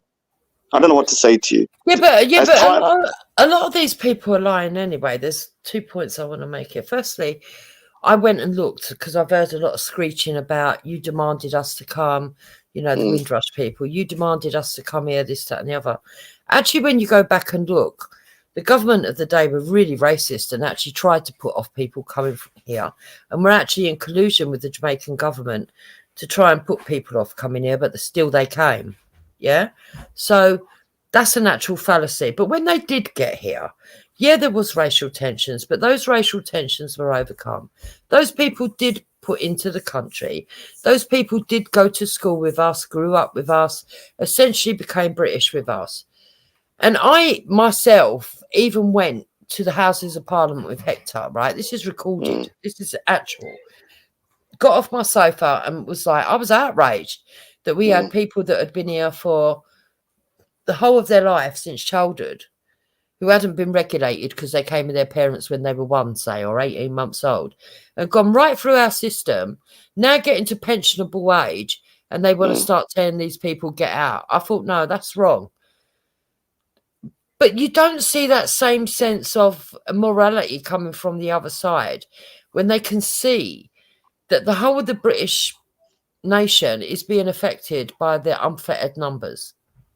Yeah, it's you need to be able to, look, it's like letting someone into your home. Would you just open your door and people are outside, and although they look like they're in distress, would you just let them in?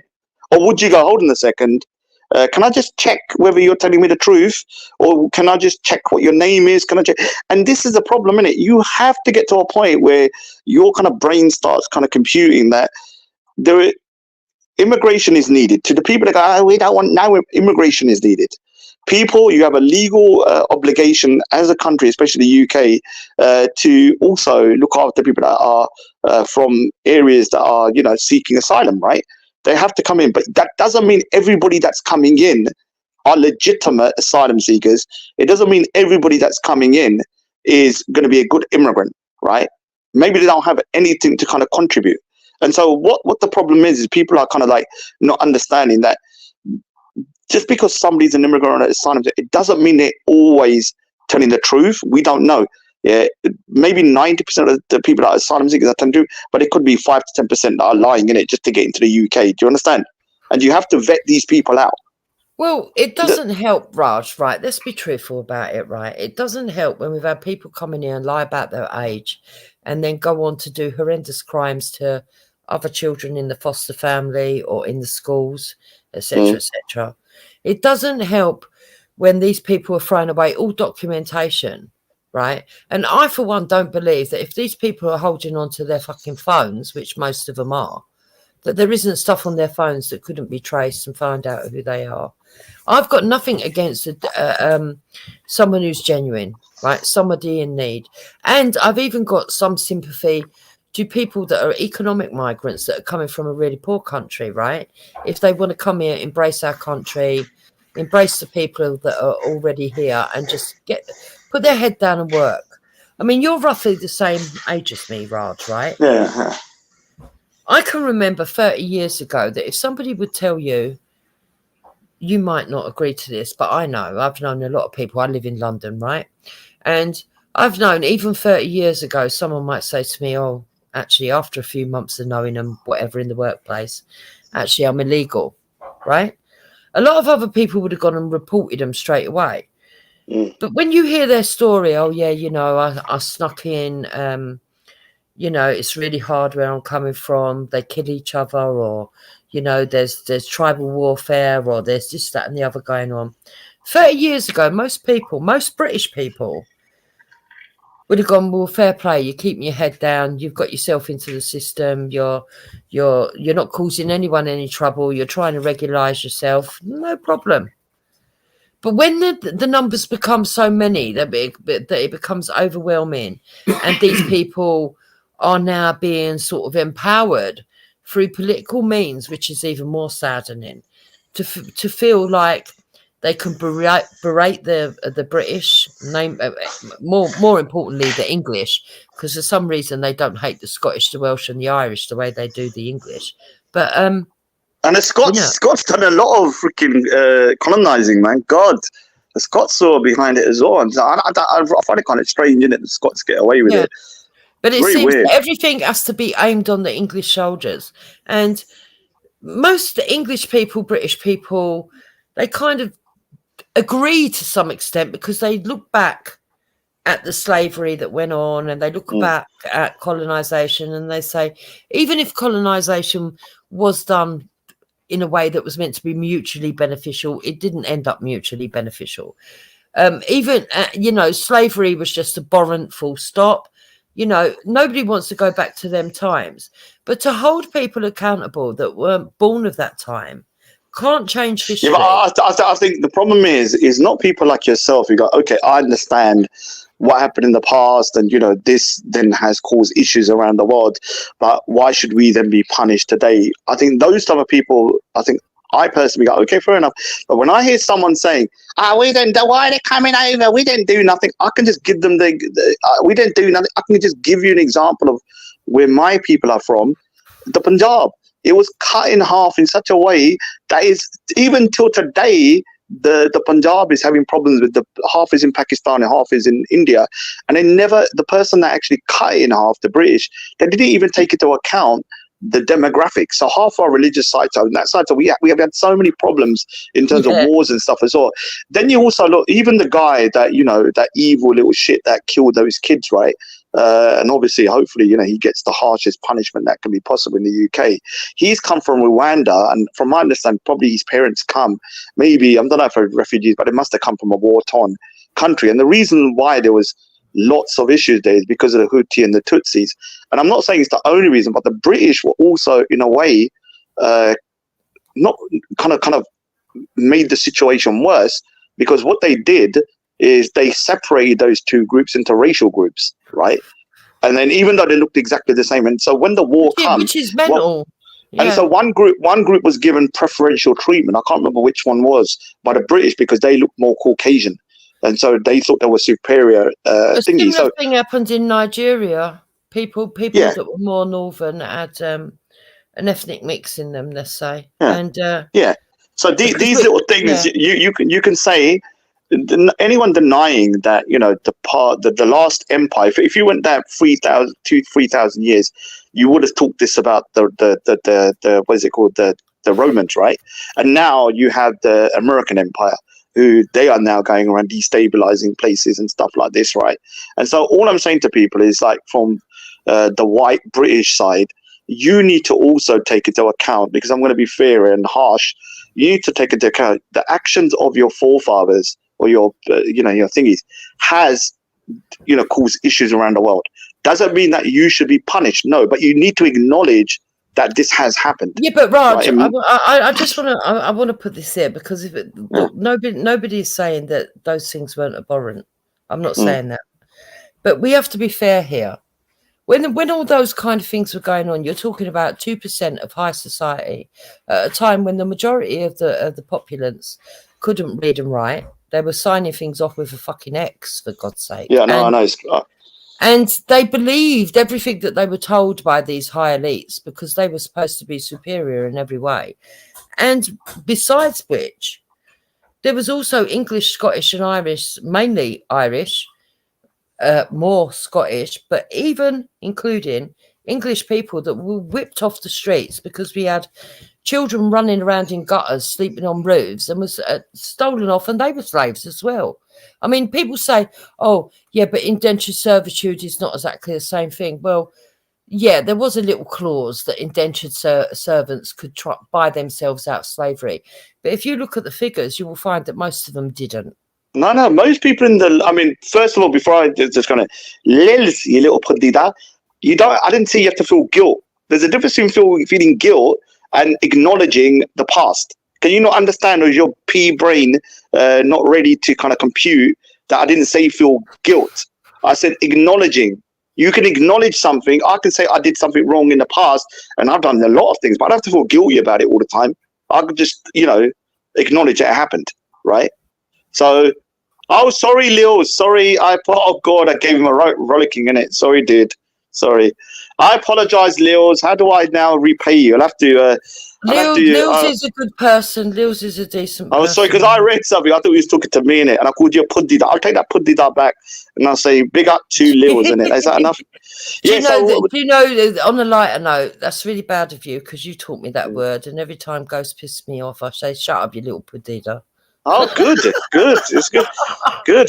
That guy needs it, and I hope people that listen to that recording, can you please, because I'm not going to get involved, send it to the relevant authorities, because he has been going on about law. The law needs to be done equally, right? And these people that are writing, rightly so, and people that are sending out messages online and sending things that are basically, it means pussy-o. So sorry, Rashma, and sending out things that are inciting violence or racial violence. Yeah, that recording needs to be sent as well, because we need to be fair in it. Yeah, we need to show everybody that we're fair. Well, that's not all he's been doing. On top of that, he's been going around propagating the story that white people were chucking acid onto Muslim women, when it's not that didn't happen. Now, one thing I was thinking as well, because I think that the government does need to do certain things to kind of calm tension down. I think one thing they need to do is to basically make a law, and as people say, hey, Raj, just make a law. Religious establishments like mosques, churches, anything like that, they need to have higher protection legally, in my opinion.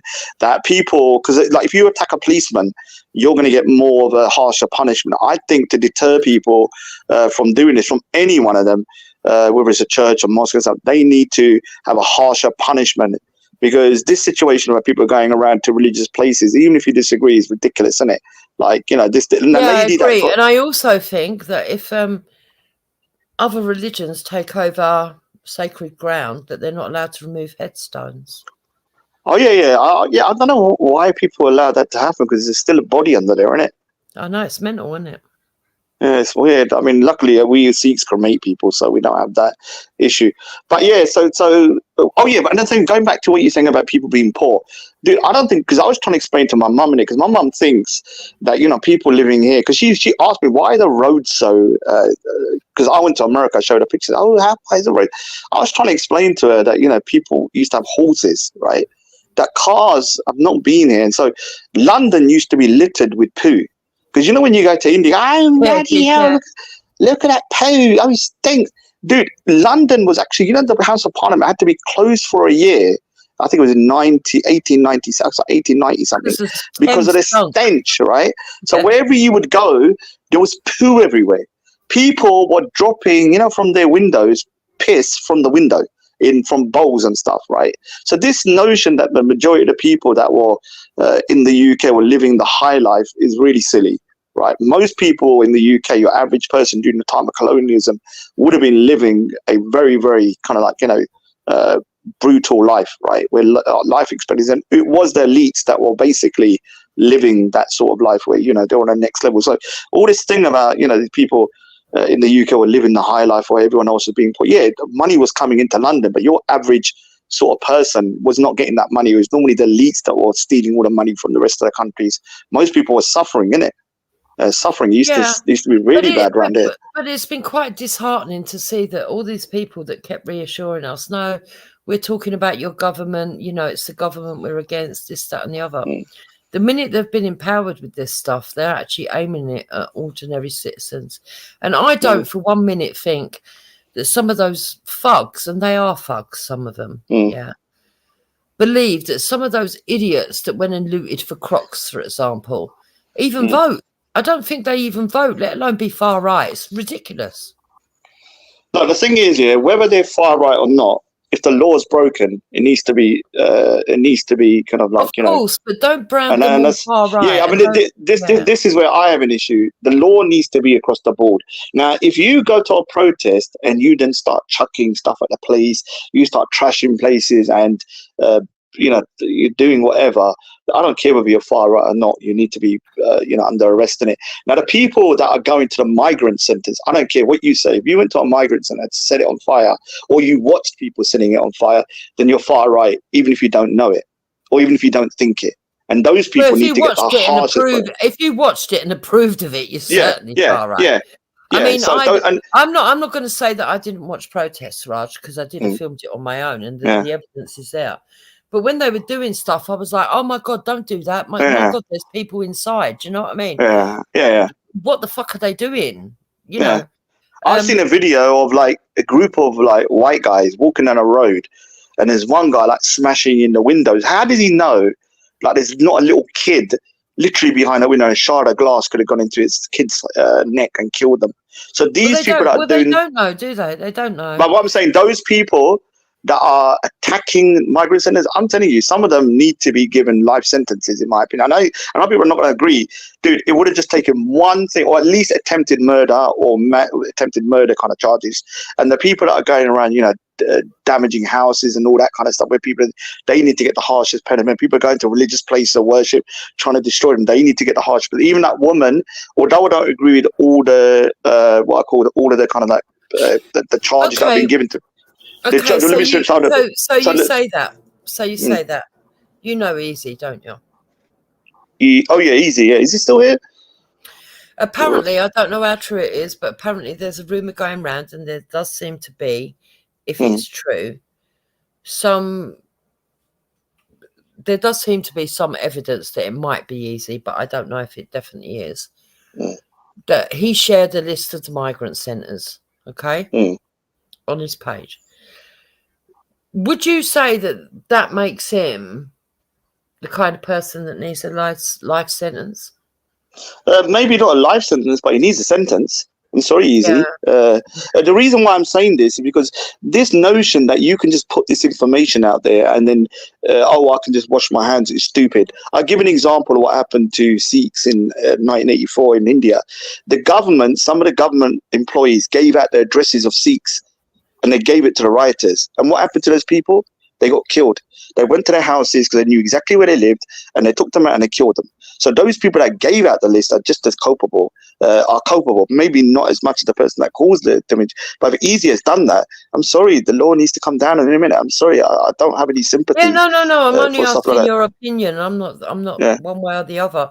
Personally, myself, I think if you're stupid enough to give out a list of all the asylum centres, what did you expect? All right, so what if he gave out?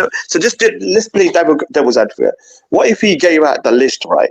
And then one person, just one person, it only takes one person, then was the person that saw that list, went to a migrant place, chucked maybe a volatile, cocktail, like one of those things, yeah, and it burned and it killed someone, right? Yeah. Can you see how? It's just luck that nothing happened, right, for him. So he needs to. The only way you teach people sometimes is with a good slap in the face, isn't it? And like, hopefully he understands that all of this stuff about you can wash your hands afterwards. Like people used to give my address out, right? Just write it on the thing, my address out. Yeah, and I'm like, dude, when you're putting my address, what you're doing, if someone comes to my house, you're going to be culpable as well, innit? And so this is a similar situation with this. Right, we need to be quite on all sides. Exactly, I absolutely agree with you, and I think that once the president is set, which it will be by a lot of these things, that some people are comfortably sitting there thinking, "Oh yeah, ha ha ha," because Jupiter talks about some of this stuff and tries to have decent conversation. We're going to try and get you done, which I've had to I had someone come on and tell me the other day that there's 100 people now that are putting a report from Speaker's Corner against me, which is so funny, right? But I don't doubt it, because I had police come and arrest me saying that I run the far right, which is ridiculous. So I don't doubt that people have, in their own mental heads, they are saying one thing and they hear another. Let me tell you something.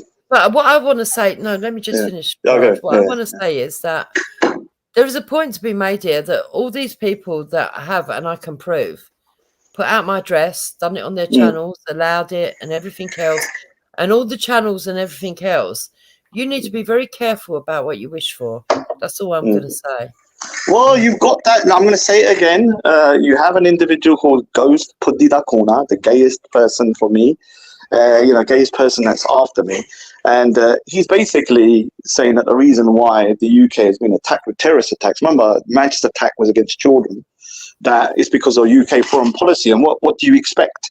That, to me, in this very kind of volatile time, will incite people to, I don't know, get upset and maybe even cause disunity between communities, right?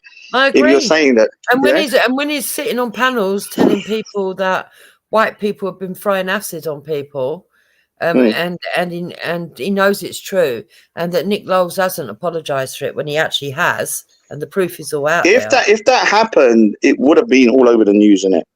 Yes. Actual thing. Yes. And I'm not saying that no one's been attacked. But Raj, imagine being a Muslim woman and believing that you're going to get acid thrown on you. Imagine being that terrified, because I'd be terrified.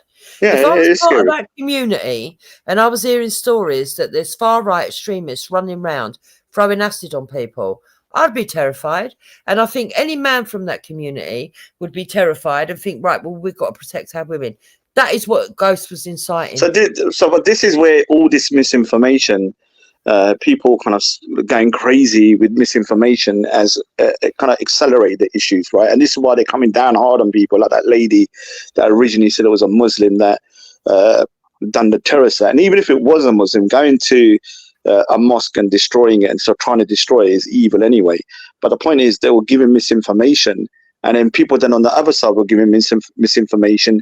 And basically what happens then is that you have two sides. One side that is thinking that Muslims have done another terrorist attack and killed their kids and all that kind of stuff. And on the other side you have, which wrongly obviously, and then on the other side you have the Muslims thinking that people are now coming for them and they've already attacked one of their women with acid. Yeah. Now, if you think that truly, you're going to come out full guns. I'm not talking about real guns, but you're going to come at guns blazing. Yeah, and this is the thing, that the people that are putting this kind of stuff out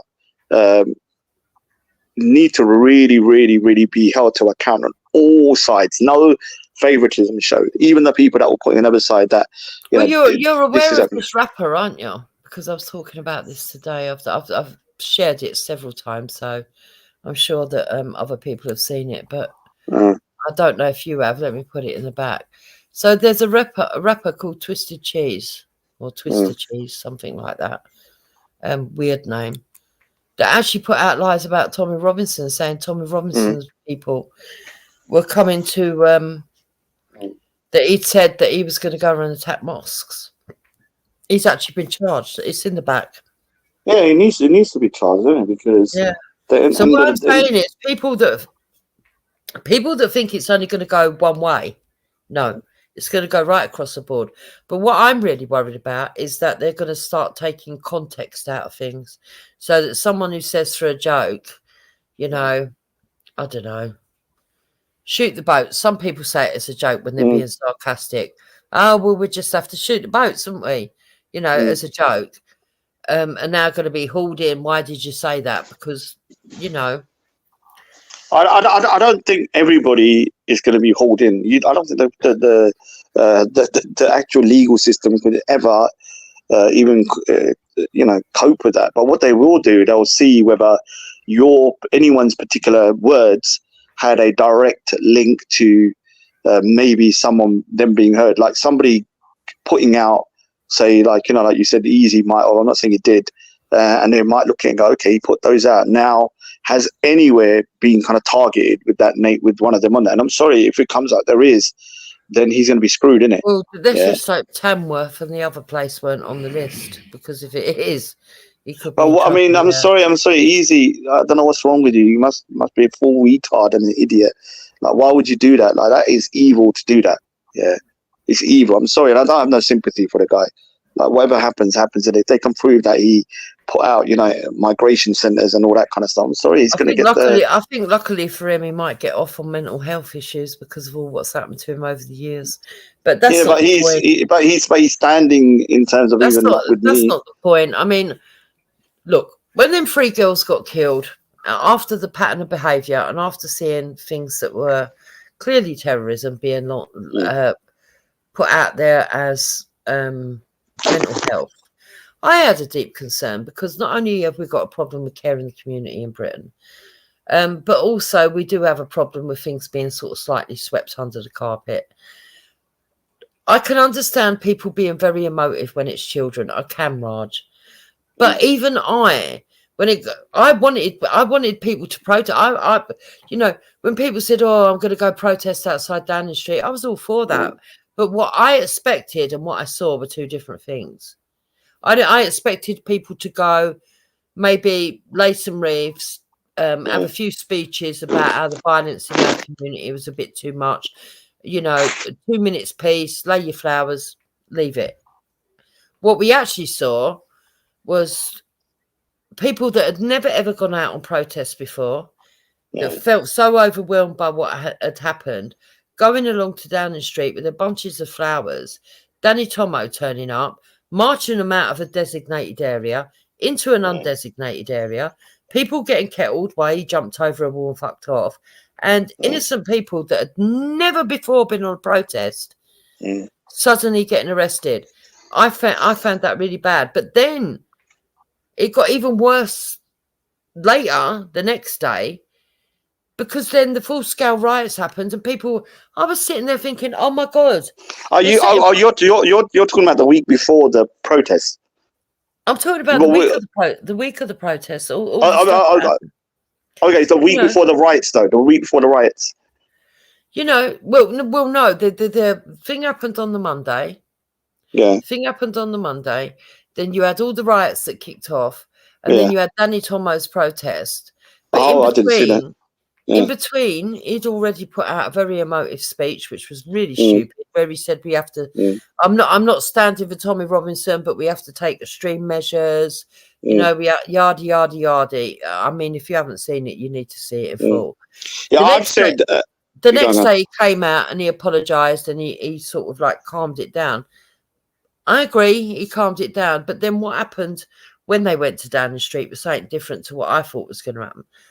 But what was worse was when I see people that were so emboldened that they were willing to forget that these people, we might not want them in our country. We might not want the numbers added to the numbers that we've got, and we might find the community cohesions going out the window and the rising violence, all the problems that we've got. But these people are still human. You can't fucking kill them. What the fuck? That's the thing. I'm going to say something about Danny Tomo, and I'm going to say it publicly now. One of the reasons I distanced myself is because of Danny Tomo. I didn't like him.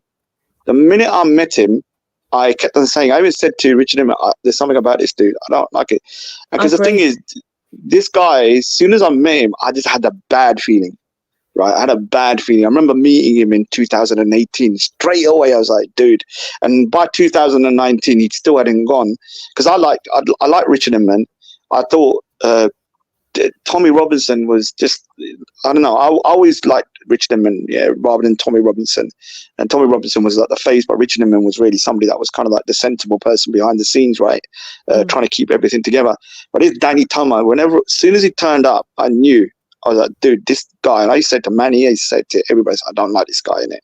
And this is just reinforcing the reason why I kind of said to myself, this guy is going to be the destruction of Tommy Robinson in it.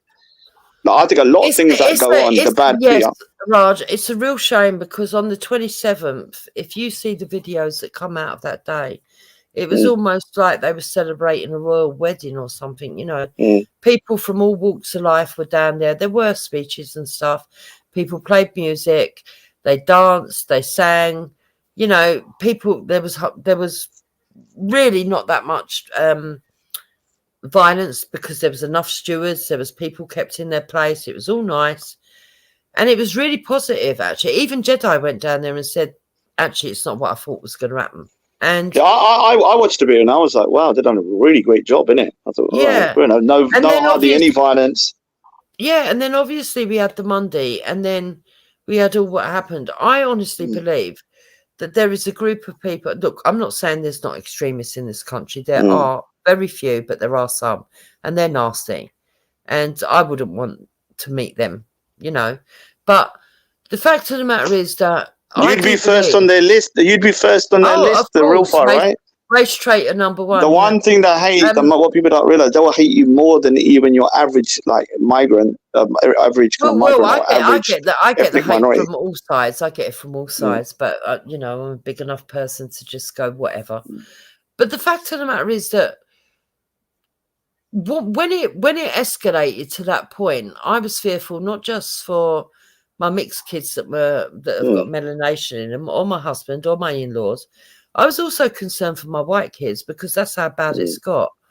That it could have gone either way because on the one hand, you were hearing reports from ethnic minorities that a black man had been dragged out of his car, stamped on, which is absolutely appalling, just for being black. And on the other hand, you're seeing the riots up north where they were dragging out white people from a car to attack him and smash up his belongings and create violence. I was like, and then the pub, you know, that white man outside just attacking him for nothing. I was like, this has gone mental. This isn't even about race. It is about community cohesion, but it's not even about race. It's about letting people in that have not been securely vetted. People adding to the angst of the community that's already here with housing, doctors, NHS access, education, all of it, all of our infrastructure. And the fact that there's rising violence, and there's rising violence in particular, not exclusively, against women and girls, right? And children. And when I saw that, I thought, why has it been turned into a race war? This is mental. Yeah, I mean, one thing, I mean, how long can we go on for? Because I'm not as strict on time today. I don't mind if you open the panel up a bit. Maybe let some people on and chuck them off after they've asked a question, maybe. Can you do me a favour, Raj, and please allow Wendy up to have a response? Yeah, when Wendy can come on, I'm okay. We've got Ghost and Ultra in the back. Who? Ghost and Ultra. Ah, Let them up. Let them up. I'll go on mute. I'll go on mute. No, hold on. No. Let Ghost is a pussy. Don't let him even have the chance to have a rebuttal. He can do his own show, you pussy, Kanjar. Yeah?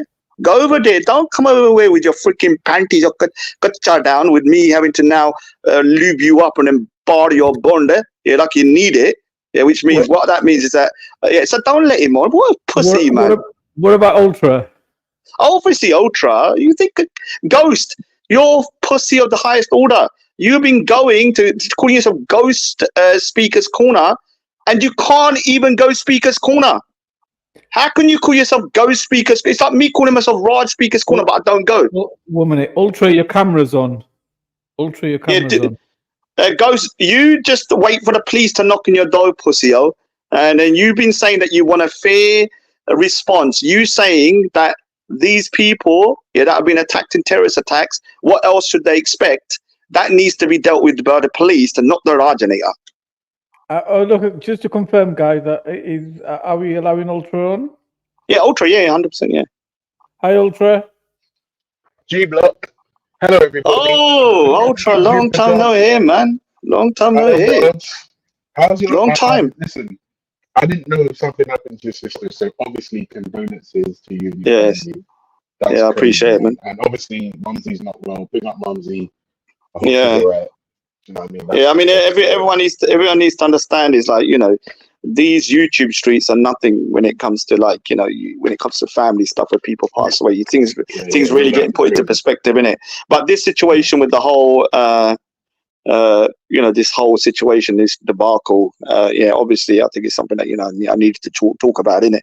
So, yeah, I mean, big up to G Block as well. I know you lot are atheist demons and, basically, I don't agree with you on a lot of things, but I still, like you guys in it. So yeah, you're still doing your thing in it. Yeah, I heard that being put out. What is it that you don't agree with? Like specifically things that I say. Normally, not you, because I've not heard what you've said. I'm talking about like when they were reviewing my thing, and that was even when I'm talking about G Block. I'm not even talking about Belly. I'm talking about when Lady Divine and them, or they were like reviewing my kind of like what I was talking about. I think some of the things they did not understand. Like so, when I say, for example, the British people, that means you as well, Ultra. That even means that pussy old Ghost. It means everybody that is within this country and illegally here are the British people. Unless I specifically say white British or this British, then I mean that. So they misconstrued that because I said that, and everyone went, "Oh my God, he's for the white man! Oh, coconut, bounty, oh God, he's turned white! He's doing that on steroids." So they went mad, didn't it? And I was trying. I didn't want to comment or anything. I was just like, okay, this is not what I meant in it. It's like in my brain, when I think of the British people, I think of everybody that's here legally and they got a British passport. But to other people, when I say that, they think I just mean white people. Yeah, and that's on them. To be honest with you, Raj, I actually didn't see that review, and maybe maybe you don't, but I haven't really been on G Block a lot the last few months. But again, real life stuff. Yeah, kind of went through a little bit of a tragedy myself. But oh, sorry to hear. I didn't. Don't worry about it. I didn't actually see that review, so yeah, I don't really have context. But I'm just interested to know, Raj, would you honestly? Because obviously the problem is that this whole thing is tribal, right? Is there a viable end to this thing? Is there a way to go to each group and say, here's the grievance, let's end this, right? Because here's the problem. I find that it's people like Nigel Farage that are like stoking up tensions. It feels like there's a vested interest to keep everyone angry and stupid. And I'm like, what can we do about this? The first thing that needs to be done, and I've said it before, people need to start speaking in it. That's it. That's one of the main things, because I've seen for myself that if you like, I've gone and changed my mind about a lot of things because I've said it openly. And then somebody's going, okay, Raj, I don't agree with you on this. And they've spoken to me. Some lot of it, I've still stuck to my guns, and other times, but I can't change my mind if I'm not speaking openly. Because people are speaking kind of like with kind of like a guarded, kind of like, you know, a guard put on, because they don't want to see racist, they don't want to see this, they don't want to see that. And so they're kind of like very scared of speaking in it. And then what happens, in my opinion, which is going to keep on happening if people don't start speaking, is that they will just put that in a box somewhere, and that box will just get angrier and angrier. And then one day that box will just explode in it. Because they don't feel like they can say what they truly feel. So I think the first thing is speaking to people that are totally different from you, or have different mindsets, or have different beliefs or whatever, right? And trying to humanize people, right? Trying to put them not as this kind of boogeyman, but this human being, yeah? And even if you totally disagree with them, they're still human beings, and you should be able to have a conversation with them and find out why does somebody want to come to the UK. For example, let's just say an illegal immigrant. Why does he want to come to you? What is the reason why they come over here? Yeah, and then try to kind of understand it. Now, their reasoning might be totally, in your point of view, is totally irrelevant, right? Or not a justified reason. But you still need to understand in it before you could start kind of like, or you might listen to them and go, okay, I understand. Okay, so you was from this country that had been bombed, and you know your family were killed and all this, and all you got nowhere to go, so you've come over here. So you can then humanize people, in my opinion. Obviously, you can't do that on a mass scale, but even just talking to people that are in your local area that you don't normally talk to, and just like try and build some sort of like. I agree with you, Raj, but I do think that if people have got to genuinely want peace and understand what's really going on. Personally, and I could be wrong, but personally, from my opinion, I see that there's a bigger agenda. I think people are being played off against each other. I don't think it's people. Look, Farage might say things that actually does inflame things a little bit, because people will be like, yeah, that's right, that's how I'm feeling, I'm angry, I'm angst, and he's talking about the points that I'm actually upset against. But that's not really inciting anything. When you see people that are meant to be a group, right? Because I'm in an interracial relationship, right? I'm supposed to be. I'm against racism. I'm supposed to be somebody that stands with hope, not hate, and all of these people. But how can I stand with people that are disingenuous, putting out stuff to people that are aimed at different groups at different times? Because if you go back and look at the history of these people, they was against radical Islam, and they were targeting radical Islamists, and then all of a sudden they got told, no, don't do that in 2014, you're going too hard, go and look at this group over here, and then getting funding for it. I begin to get really cynical and think, well, these people are not really for harmony. It's not just people on the right, there's people on the left, and these people are doing there's a kind of vengefulness about it. If we can't find people that really want peace, really want to understand what's going on, and really all stand together for change and bring about true equality, there's really no point. Hey, can I ask Ultra, you did? Yeah, your mic's a bit. Can I ask you, what do you see yourself as? I say I'm a British by nationality, and I'm a Punjabi by race, and I'm Sikh by religion, because I do believe I'm pretty much the same. I'm a British citizen. I'm a British citizen, culturally Jamaican, ultimately ethnically African. Okay, and atheist demon.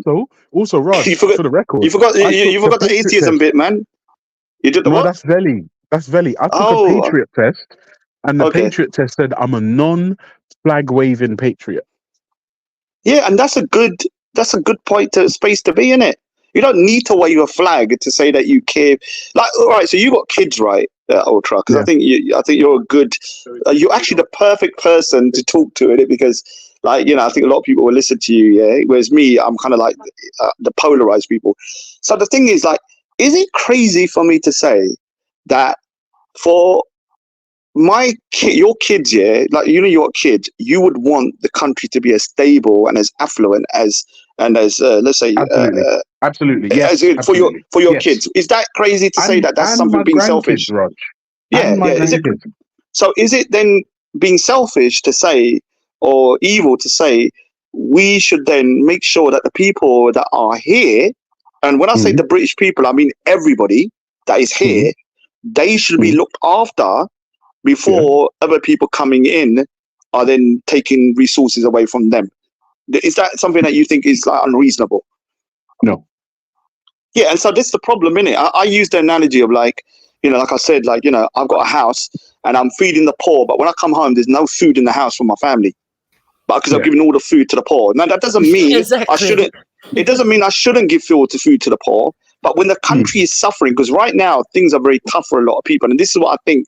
This was a storm that was just brewing because when people are poor, right, and people have never been poorer as they are now, and we can go into the reasons for that.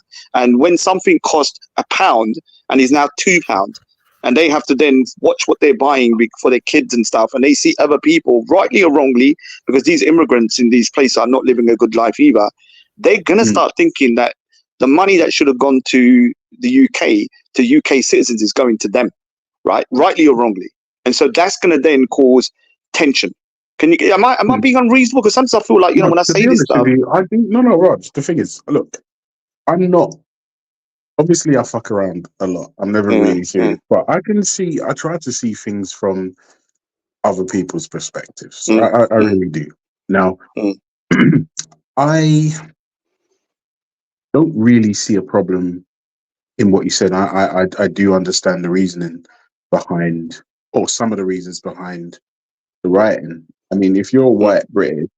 Oh, don't say that. You're going to be called a racist. No, it's fine. It's fine.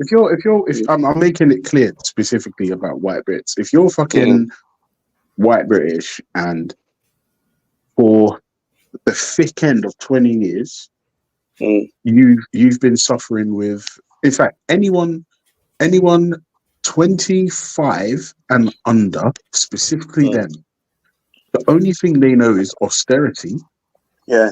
The only thing that they know is Brexit. The only thing they know is post-COVID.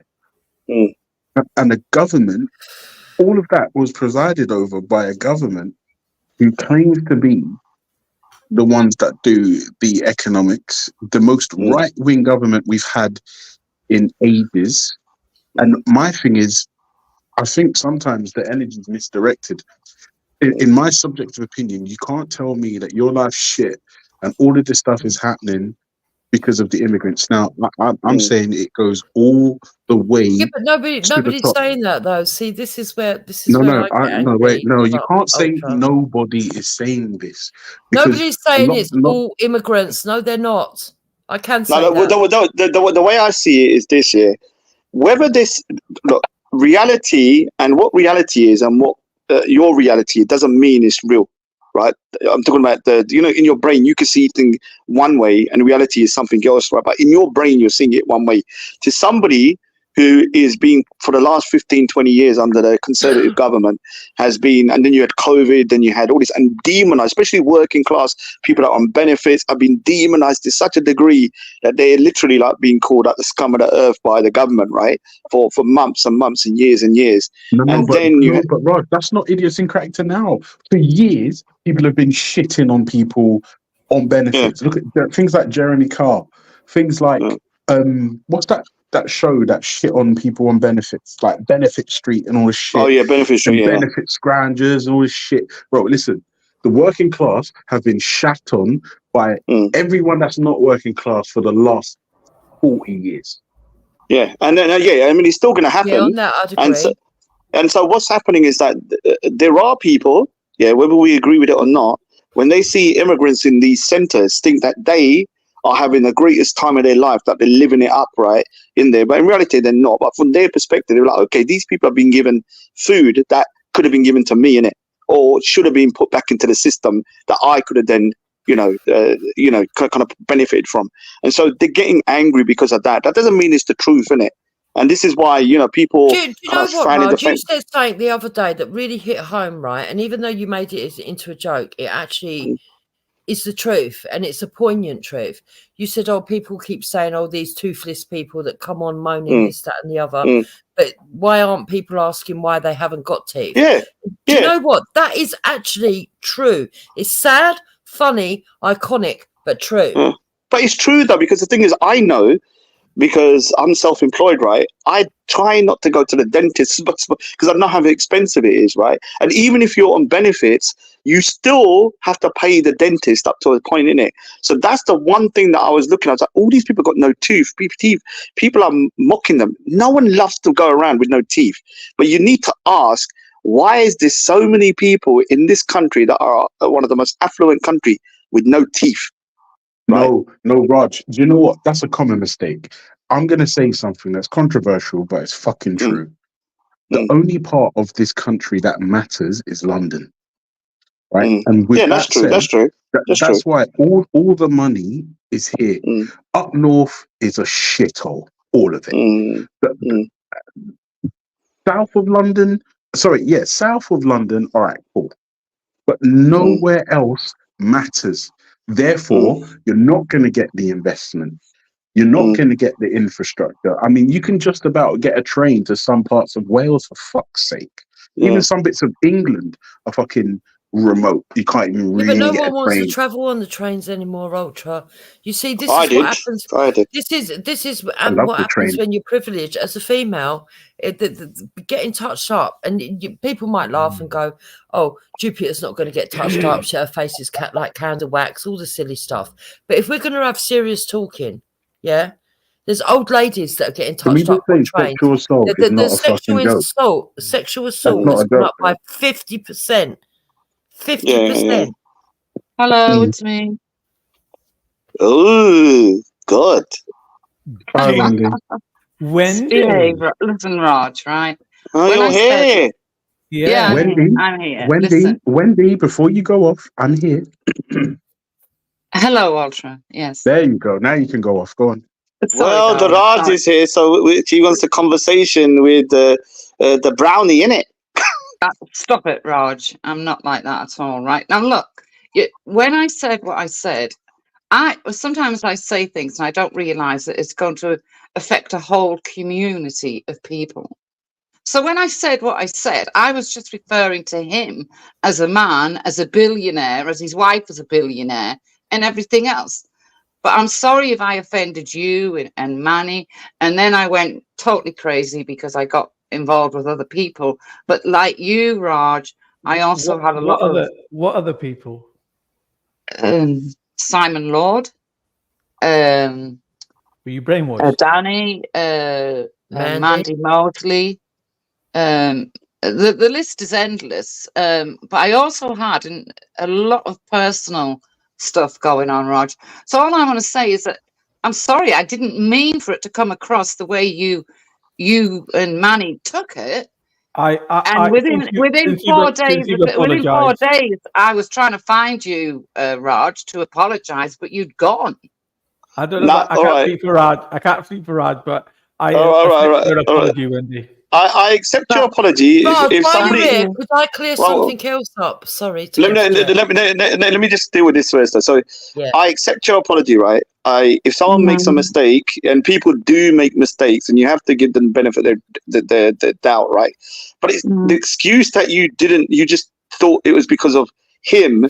Then if it was just because of him, if I had a problem with just one person, right, I wouldn't go, I'm not going to have no black man rolling this country because I had an issue with him as an individual. I would use his individual status. So the fact that you use the fact that he's brown, an Asian person, I'm not having him in there because he's Asian.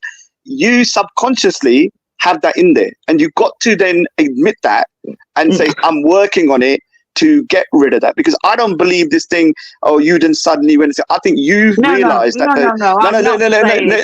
Let me finish. Let me finish. I believe that you then realized you said something that was so disrespectful to a lot of people that had been defending you for a long time, right? And I defended you for a long time.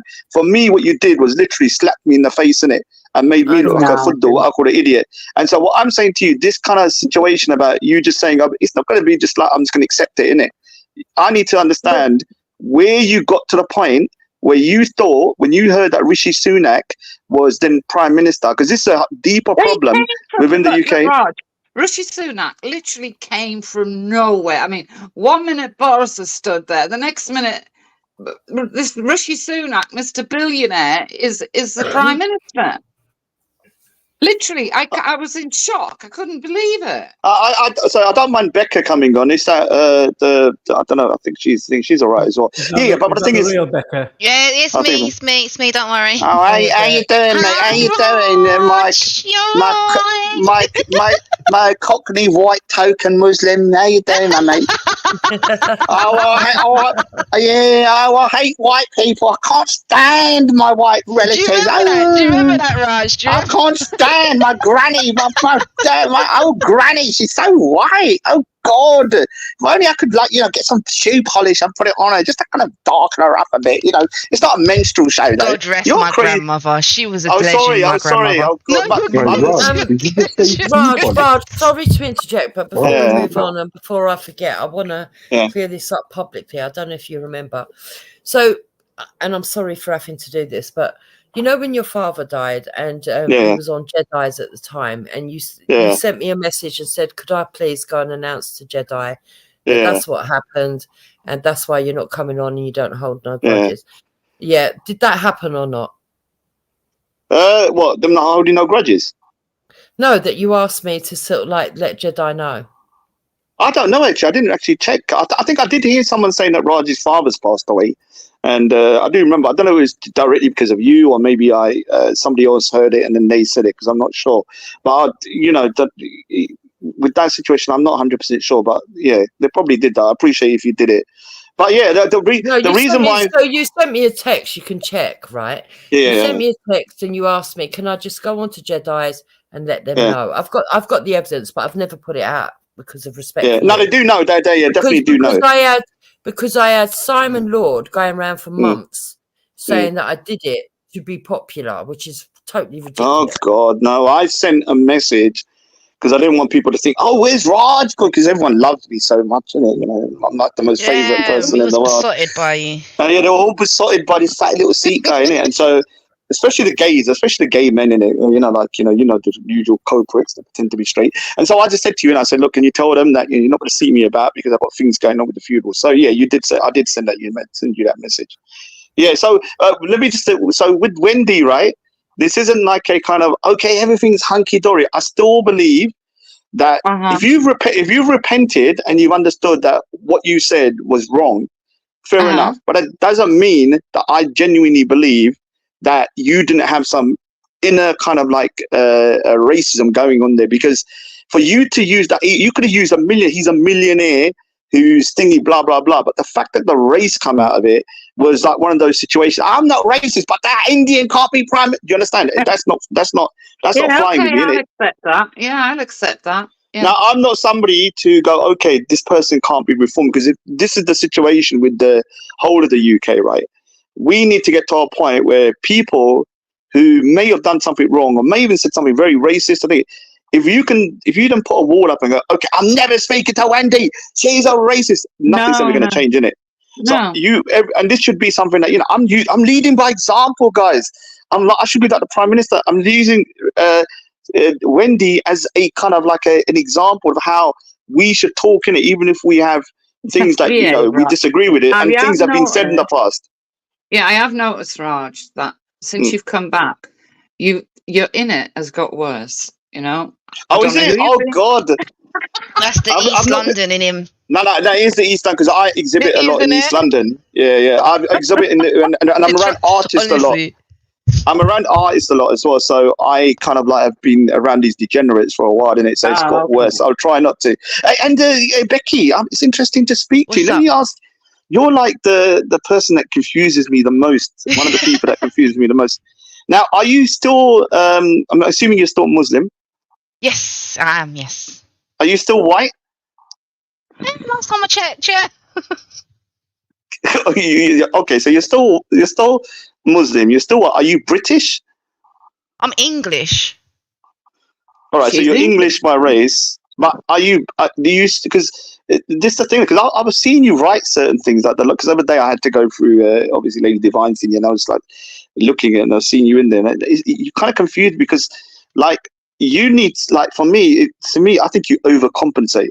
If I'm being honest with you, you're acknowledging the wrongs of the past, which is great, isn't it? It's good to do that. Yeah, you should say what Britain done around the world has caused a lot of issues, right, around the world. But I think there's a difference between going, okay, I think, and then there's the people that go, we don't think anything happened, and then there's the people that I think you and some other people on the far left go too far in it, and then you start chucking your own kind of like everybody under the bus, who don't agree with your kind of like like your way of thinking. Like, okay, this is totally wrong. I feel embarrassed about my past now. Now everything in your past isn't all bad. You do know that, right? As a British person, it's not all bad. Of course, yeah, I understand that. Yeah. Yeah, there's lots of stuff. I've grown a lot since last time you spoke, Rog. And the thing is, and one thing, because if Khan's in the thingy, I want to break it to Khan. You're white as well, right? You're from Europe, basically. Turkey is in Europe. They look just like Greeks, and so he's kind of similar as well, isn't it? Like he doesn't realize. And the thing about Khan, Fatty Bumbo, his country has committed some of the worst atrocities, some of the worst genocides, some of the worst colonizations, even above or the same as the British. You know that? His people from Turkey. Yeah. I knew that. Who do you think went into India before the British come for 400, 500, 600, 700, was raping and pillaging India? Who do you think it was? It was the Turks, right? And that's why when you go to people and think, I've got DNA of Turkish, like from the Turkish steppes. And so this is kind of like real sort of like, okay, this person's the bad person. Oh, the Brits. But they don't look in their own back garden, isn't it? So if you're Turkish, you don't have you've committed genocide, the Turkish kind of like government and people like that, the Armenian genocides and loads of other genocides. And so what's the difference between what they did and what you're accusing the Brits of doing? Yeah. We've got somebody called Kaylee Enav in the back. Get rid of her, please. She's a stalker and she harasses people. Can you get rid of that? Let me deal with it then, innit? That's my favourite. Oh God, then Raj, you deal with her. See if she don't come after you, my love. Dude, I'm not here anymore, innit? How's she going to come after me? And I only track the gays. Oh, she'll find a way. No, I only track the gays. The gays go after me all the time. So. Good evening, Raj. How are you? Oh, good evening. You're very posh. How you doing? I'm not posh How you at doing? all. No, don't be fooled. I'm not posh at all. Is that you phoning me? No. My phone's ringing, so let me just answer that for a second. I'll let it just ring in it. It's not important. So yeah. So why is everyone? So why is everyone so kind of like Becca saying you're some kind of stalker? Because these is this a free speech channel? Because usually what happens is I get shut down. This is why they've blocked me out of everywhere, and now they're here and they're telling you to do the same. I've got all the evidence of what these women have done. Right. Oh no, I don't want to go into these people have done this to me. I don't want to either, but I'm just explaining to you what's happened. Oh God! They're scared now because they know it's coming out. They know it's coming out. They know what they've done. But not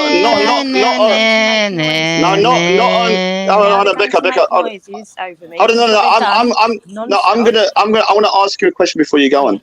Yeah. Are you here to talk about the topic of no, she's not. What situation happened in the UK about the rights? She's here to stalk Becca, and she's here to stalk me and harass me. Yeah, that's what she's here for. She's been following me all day, Raj. So I yours. Can I answer for myself? Yeah, so no, we don't want to hear you. Why do you keep following me? Why are you following me, you weird person? Manny, get rid of her, please. She just stalks people and calls people nonsense and all sorts of horrible things and threatens to call people social services and threatens to call schools. No, I don't make threats. I do not make threats. 1 minute. Stop following me, you weirdo. Can you? Sorry, I don't know who you are, but I know Becca a little bit more than you. Even though I don't agree, I don't want to argument. She's a female ghost, Raj. What ghost? So the sake of the panel. Slandered me and covered up child abuse and fucking abuse. No one's covered up shit. You fucking I think you need. Can we remove her? Manny, I think. It'll be best to remove her, innit? Because I don't want none of this bullshit going on. Because I haven't got time. Exactly. Okay, so yeah, I don't know who she was. She seemed like a lovely lady. Oh God. No, she's not. She's far from. All right, so yeah, so I don't even know what we. So yeah, so from your side, yeah, do you, from Becca, do you? When I say as a British Punjabi Sikh that I believe that you know, having unlimited, unvetted immigration coming in might be detrimental to the future of the UK, and that maybe we should just, you know, control it as much as we can. Do you say that I'm being a coconut or selling out?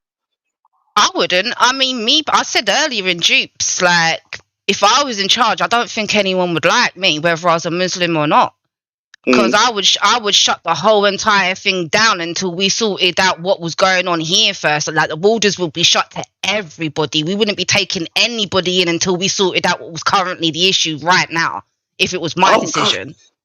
God. Oh God, I wasn't expecting that. You're going to get it for that. That's what I mean.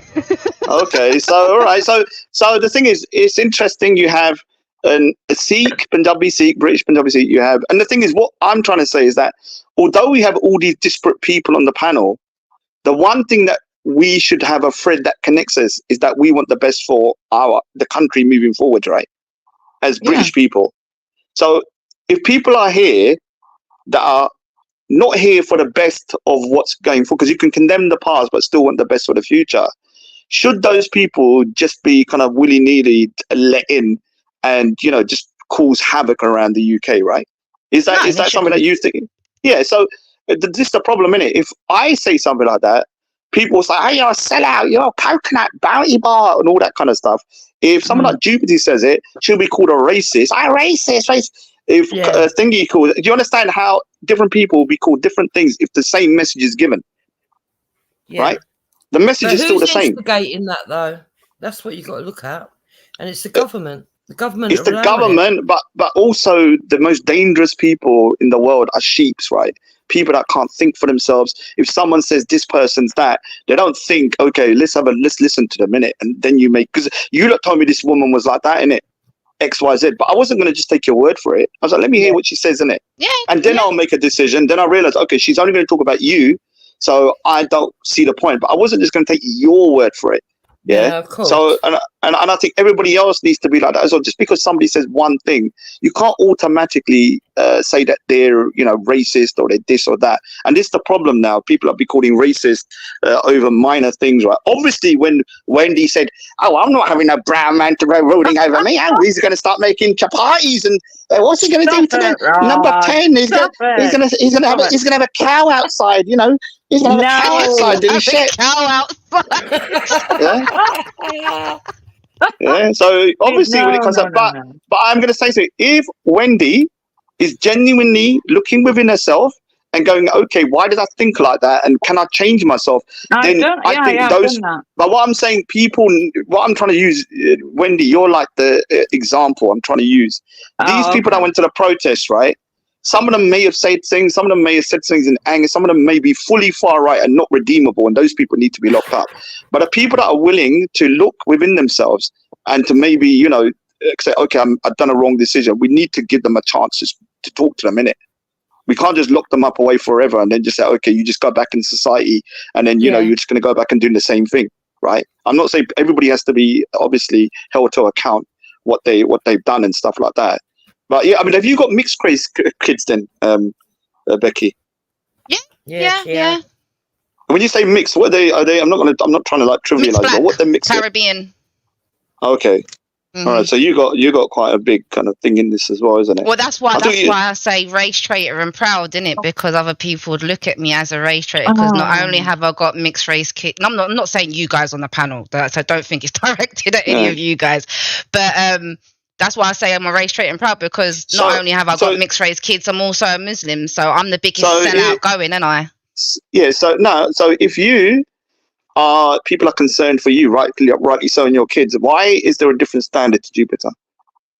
I have no idea. Because she has the same issues that you're going to have, innit? And this is why I say people's hatred for an individual takes away the humanity of that person. Oh, it's only Jupiter, but kids. So what about kids? They've never been online, or from understanding, they don't. Even if they did, like, do you understand how two people have the same situation going? With both reacted the same way when IC3 told us that we were raping black men. Oh yeah, IC3. Yeah, Did he say I remember that? Yeah, he said that we were raping our partners, and I said, well, if I did, he must have liked it because he kept coming back for more. I'm pretty sure when someone's being raped, they don't normally come back in it. They try and like get help. Yeah, IC3's on another level. I didn't realize he's gone that mad. But I mean, the thing is, like, you said something that if anyone else on this panel had said, because you're now got the Muslim card, you got the Muslim card now, innit? You've got that little card, and also you got mixed race kids, and you've outrightly condemned what you see as, and you understand why certain people from different communities might be upset about what happened in the past, innit? You can say you were balled up, the whole of the UK not let no immigration in. But if I said that, I'd be called the most amount of efferys. You're coconut this. If Jupiter should be called like a Nazi, the new Hitler.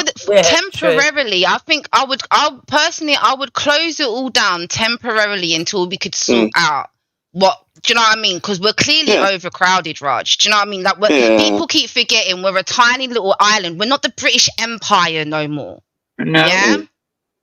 So like, Becca, see, this is where I'm slightly a little bit different to you, right? I'm getting to that point though because of people pushing me in that direction. Because I'm getting sick and tired of being called names, being told what I think when I don't think it. But for me, I think that the illegal migration needs to be stopped completely, and I think that the legal migration needs to be reduced, but I wouldn't close it completely, right? And the reason that I wouldn't is because there are some people like myself that are married to someone from Africa or someone from Poland or someone from America, India, that might want to bring their partner in. Where our government has gone wrong is where they've allowed people to bring in an extended family. In some cases, up to 10, 15 people. You know, so I do think that there should be allowance for some special cases. Even if we decide that we need to close to concentrate on the interior, I can understand the reasoning of it, but there's always going to be cases of where you should actually allow for those people to come in. So I mean, it's the thing that the thing is though. Come on, man, that's insane. Ultra's still here. We go Ultra. Yeah, no, come on. So Jupiter, look, all right, look. Don't get me wrong. I get the whole illegal immigration thing, right? People are coming here in boats. Your mic, Ultra. Your mic. Oh shit! Hold on 1 second. Give me 2 seconds. I'm gonna put it on. Speakerphone. Right. Okay. Good. That's better. That's so much better. Right. Jupiter. People are coming here. Yeah, sorry guys, it was stupid headphones. So Jupiter, people are coming here in dinghies. Some genuine, some not. You don't want them here, fine, no problem. We'll skip past that. The ones that are trying to come here in those stupid boats and blah blah blah. What would you do with them? I wouldn't allow them in. I actually would return them. How would you stop them? Send them back to France. That's where they came from. Let France process them. Yeah, so return them. Look, the thing is this, Ultra, right? God, Becky Farage, God.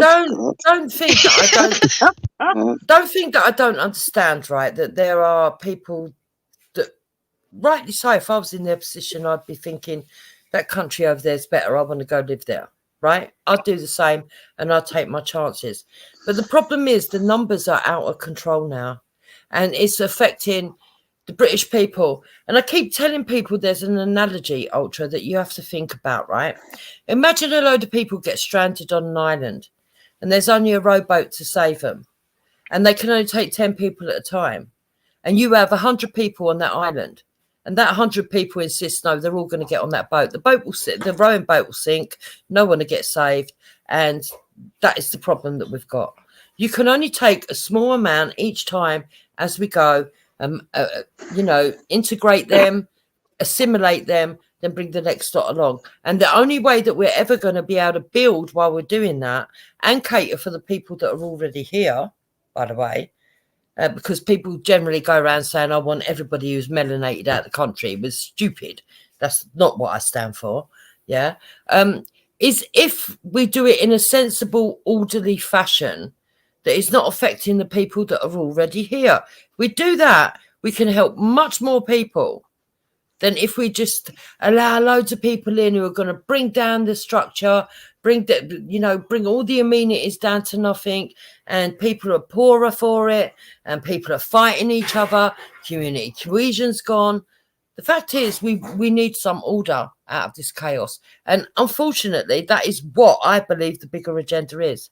Bring it all fucking down to nothing, then pretend that you've got the answers. When we can all see that we know as lay people what is going to happen. So when politicians who are far more academic than me say they don't know what's going to happen and the way that it's going, I don't believe them. Yeah, they know what's going to happen. That doesn't answer the question. What would you do with look? They've come from France. I think we can all agree with that. I said I'll send them back. Let's be honest, France is a shithole. Yeah, but what I mean is, how do you send them back, Dukes? Like, let's say you've got the government's employed you. They've given you fucking 8 million at your disposal. Fucking thousands of people are coming under the Tory government. I'll have you know, and they're coming. What would you do with them? How do you turn them back? Do you just kick the dinghy back into the water and send them underway, or do you physically give them food and water and tow them back to the French waters, radio ahead and say, listen, they've come over into our territory, we're pushing them back, we've given them the nourishment that they need, you need to come collect them. Considering we're paying how much money a year for them to border their own bloody border. Yeah, we pay the French, you know. We pay them to control their own border. It's their border and we pay them to do it. Do you know what? Yeah, I'm going to be honest with you. I think if you were to truly ask most people, they would kind of agree with most of the things that people are saying about that there's problem with immigration, not the actual resolution, but because most people just don't have the balls to say, well done for Becky to come on here and because she's going to get a lot of stick, I know, for that, to say it. 100%, you know that already. Most people know our kind of like positioning in it. But for me personally, I don't think we can become inhuman to deal with this problem, innit? We have to still, whether we like it or not, when people are coming over, sending them back, they're just going to come back. Yeah. System where he dropped out. Okay. Oh, you're back now. You're back. Can you hear me? Yeah, so robust. Can you hear me? So they need a robust, really quick, robust kind of like system put in place where they can find out who of these are real asylum seekers, real kind of people that are in trouble, and the people that are just here for, let's say, economic reasons. Now, I know some people say economic reasons are valid as well. Not when the country's struggling economically. Raj, I'm going to say something that's controversial now, right? Yeah, go on. The illegal immigration is one thing, but we've got legal immigration that's spiraled out of control, right? There are people that have paid thousands and thousands of pounds and their paperwork is stuck in that system because of the illegal immigrants. Yeah. And I think that if you're coming through legally, where you can prove who you are, you're willing to pay for it, you've got a right to be coming in and being considered, that actually we should be prioritising them and sorting out the system, reducing that system and making it more fairer, whilst also stopping the illegal immigration. Wait, Jupiter, this is... yeah, okay. What is your stance, that Ultra? What is your stance? Like you've heard... I mean, what do you feel? Do you think that the immigration needs to be controlled, or you think that just just run as it is? Of course, immigration needs to be controlled. But my thing is, right, who's to blame here? Like being a cunt to the immigrants, or taking it to the people in charge who are allowing this to happen? Right? Because one thing I never hear from anyone that's pissed about immigration, I'm not saying it's not being said, but I never hear it. This happened under the watch of the Tories. Yeah, no, it started with Labour. No, it started with Labour. Tony Blair started it, Ultra. No, Wendy, I get that. But for you to turn a blind eye to the wicked numbers, right, and say, what was it, 25, 30 years ago it was Tony Blair? All right, fine, he started it. Where are we now? The people that replaced Tony Blair said, get it under control. You vote for us, and we'll sort this out. And it got worse. But we agree on that. We agree. I I said recently, Ultra, that King Charles, whatever he wants to go and call himself, needs to grow a pair of balls, shut down government, throw every single one of those fuckers out, and get a whole new load of people in, because none of these bastards are for us ever and never have been. No, Dawn French Yeah, I mean, is all right. Who? God. No, I haven't voted for. I haven't voted for 20 years. I used to be hardcore Labour to the point that I met Tony Blair. Did I say Can Dawn you hear me? French? I was watching Ricky Gervais earlier. Raj, Can you? how funny. Can you hear We me? can hear you. We Yeah, can we hear can you. No, I did, Go on, Raj, and I was that type of person. I've got photos. I used to stand outside the polling stations to make sure you vote, and also I used to knock on people's doors doing canvassing. Now I don't trust none of the parties, and I haven't voted since I think the last 3 elections, because they're all the same. No matter which one comes in. No matter which one comes in, it's just handing over the keys to somebody else. They're just going to do the same thing, slightly different though. At least, I say to my nephew, because he don't understand, I say, in the 80s and the 80s, if you voted Labour or you voted Conservative, you'd get a totally different government. You understand? Under Kinnock, or if it was Thatcher, right? Did, yeah. Whether you liked it, you would get a totally different country. Things would be totally different if Kinnock had won and Thatcher had lost in it. The country would be in a different space. Do you know what, Raj? I can remember when we voted in Labour after we'd had Conservatives for quite a while. Yeah, I was elated. And I was Remember elated. John Smith? And then look what they did to our country. Remember John Smith? He died of a heart attack. Yeah.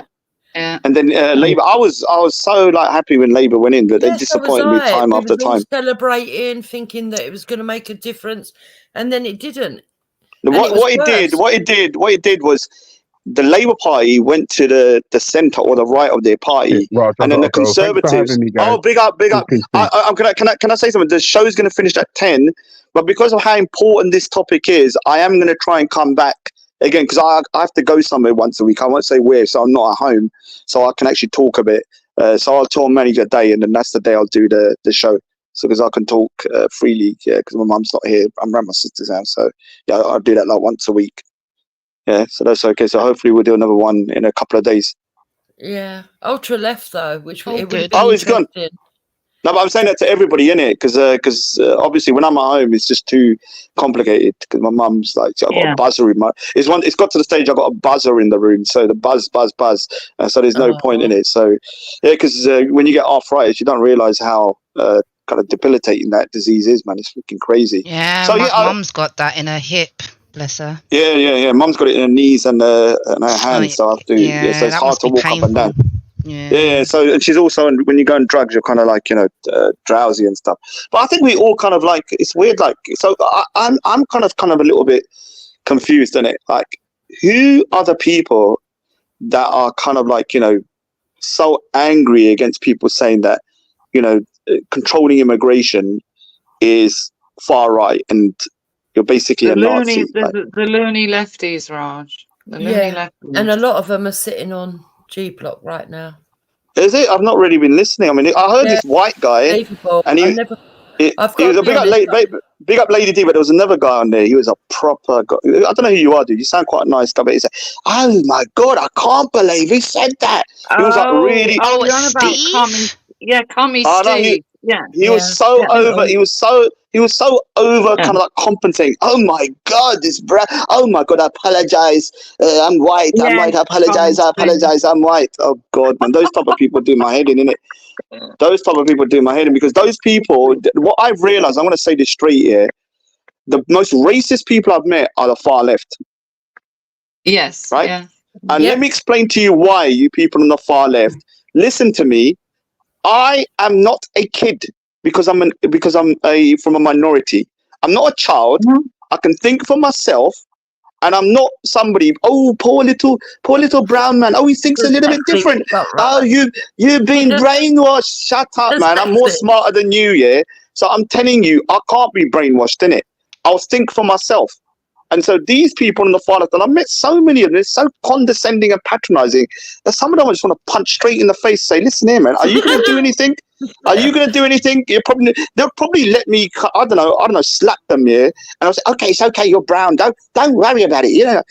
You're to that extent that you'd let me violate you because you think, okay, I'm a white man, and you're more racist because you think because you're white, you need to kind of like, I don't know, give me some sort of like, special treatment. I know somebody that has been called, let me give you like Steve here, Steve the atheist. Sorry, Manny. A lot of people call him racist. A lot of people don't like him. He's the least racist person I know. Do you know why? Because he's a cunt to everyone. Yeah? Everyone gets it. Can I ask you something? That is, what am I going to say? That is the definition. I've seen him with so many different people from all races. He doesn't discriminate. What he does what you should do, innit? If someone's brown and he's a knob, you tell him he's a knob, innit? Like, you don't go, okay, sorry, we colonized you before. Can I give you a little biscuit? Oh, come and sit down over here. You know what? In Brian Earl was the best. Brian Earl thought that he was somebody who wasn't. That was the best. Yeah, it's me, Manny. Yeah, so can you not understand from like somebody like myself and Manny, and like we got brains in it. We find these type of people we find these type of people, very, very racist in my opinion. These far lefties. Someone say Miss Piggy saying my mic is weird. I can't believe I said that. Miss Piggy. No, you're okay. I can hear it. Okay. I want to ask you and Manny a question. What do you feel about the word coconut? Would you say that that's racist and detrimental, and that it pulls people down that are trying to aspire from ethnic minorities? I do eat a lot of Bounty. I'm not even no, seriously, I do. I'm not even joking. I buy a packet, and every time I pick it up, I think to myself, oh God, what if someone sees me and takes a photo? Because I eat a lot of Bounty. You can't. Somebody cannot call another person like me or Raj a coconut unless they have a hatred for white people, because that's the whole point of it. You're calling a brown person a coconut because you feel that they should not. Yeah, because they're white on the inside. Yeah. So if I think innate hatred for white people, when so it's like if you think outside of what they consider to be the person, like, one thing I've realized, white people never have this situation where if one white person thinks different from other white person, they're now something else, like they're not white, right? Have you ever had that for white people? So one person can be fully I don't think right. there is a word for that, I've never come across it. Maybe there is. I don't think there is. I've never come across it, but there might be. Yeah, but there's not a specific word where people. I'm talking about people think differently. Is. But when you have people from ethnic minorities thinking differently from each other, the ones that don't think like, in a way that goes with the grain of what's kind of the people that are oppressed, they are then seen as coconuts and sellouts. I'll give you an example. When I was at school, right, there used to be a black kid there, right? And he used to have quite a posh voice. I don't know how he got the posh voice because he lives in freaking Leighton. I don't know how that happened, but I always used to wonder, why is he got kind of like his vocabulary is very kind of like good in it, but he used to be called, I can't remember, he used to be called like a coconut in it, because he used to talk very English, like very posh English, and I was like, why is that being a coconut? That's just your accent in it. Or if you use long words, right, like kind of like words, you're trying to be a white man, rah. And to me that sounds stupid, innit? Like it's like you're being. Well, I think that's just a way of putting people down that are progressing forward and actually uplifting themselves. And that I think that's one of the biggest problems that ethnic minorities have got in holding each other back. And it's usually born out of jealousy as well. I was going to say the same, actually, Dukes. Yeah. They're jealous, aren't they? Who's that? That's Babs. That's Babs. Oh, that's Babs. She's not met Babs yet. Don't get on the wrong side of her because she goes nuts. My favourite Carry On. Yeah, Babs from Carry On. Big up. No, it's not Barbara Windsor. Barbara Windsor, it's old Barbara. How you doing? I'm good, man. Thank you. Yeah, I've seen your message. I was wondering who Babs is. Oh, yeah. So thanks for coming on, innit? Have you got anything you want to ask or say? No, I was just listening to, the immigration thing. I think my stance is very similar to Becky and Becca's, but I think my stance might be a bit tougher. I would personally stop all immigration for 5 years. Because we're paying, what is it, £8 million a day to keep these. Think what that £8 million a day could do to our infrastructure for 5 years. And then in 5 years' time, we can bring them in gradually. There would be the homes there. There would be the doctors there. There would be the schools there. There would be everything. The police would be able to get control. But, yeah, and I just think that Yeah, but And also, you know, people I'm can gonna have get time to. for saying that, but I don't really care. I'm used to Ghost and everybody else giving me a hard Oh, time. don't worry, we got that recording of Ghost. If you want it, you can send it to the relevant authorities. Do your part for the UK society and cohesion, because we don't want anyone going around saying the reason why the UK is being bombed and little kids in Manchester are dying is because the British policy. If they didn't go over there, we don't need people. Those are the type of people that are causing disunity and disharmony between the communities, right? Now, I personally, I have said, I do think stopping immigration for a short period of time might be a good idea. 5 years, I don't think, but I think it needs to be the people that are here already. They need to be basically checked and find out who's basically got the right to be here, and then the people that are not need to be, I don't know where to go, but they need to be given an option to go back, and then the other people are assimilated, right?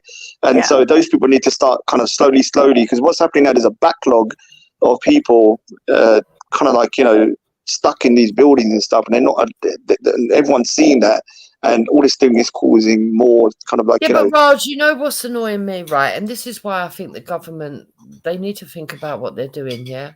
They're building all these new housing, right? And I don't know if you know about this, but I think it's Aldershot. I could be wrong. Wendy might know. They've said that they're going to give it exclusively to these new migrants. Well, why can't they move mothers that are on the 9th and 10th floor, that have got their children there, that have been suffering on the housing list? Why can't they move them and put the migrants into the frigging flats? Yeah, I don't understand. Also, like I walk around, there's so many homeless people that are basically UK citizens, and I'm just like, oh my god, it's like, especially in my area, or the areas around East London, there hardly used to be any, and that everyone. Now, what about those people as well?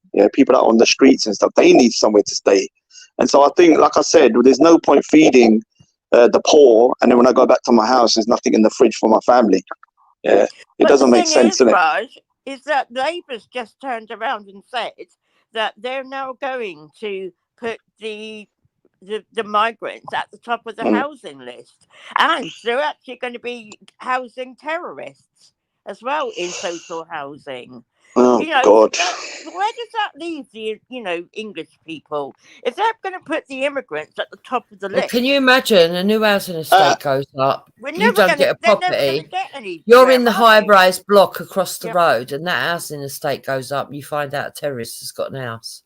Yeah, I mean, I look, Babs, you seem like an amazing person. I have to check myself in it and just double check, because sometimes I get information and then when I check it, it's slightly different. You may be totally right, but let me look into it, because I'll do another stream again at some point. I'm not gonna come back if I'm at Raj, home. she is right, but the only thing that I would say to Babs, right, be very careful what you wish for, because I think there's people at play here that know what they're doing, and what they do is whip you up by going, oh, yeah, we're going to give terrorists a place.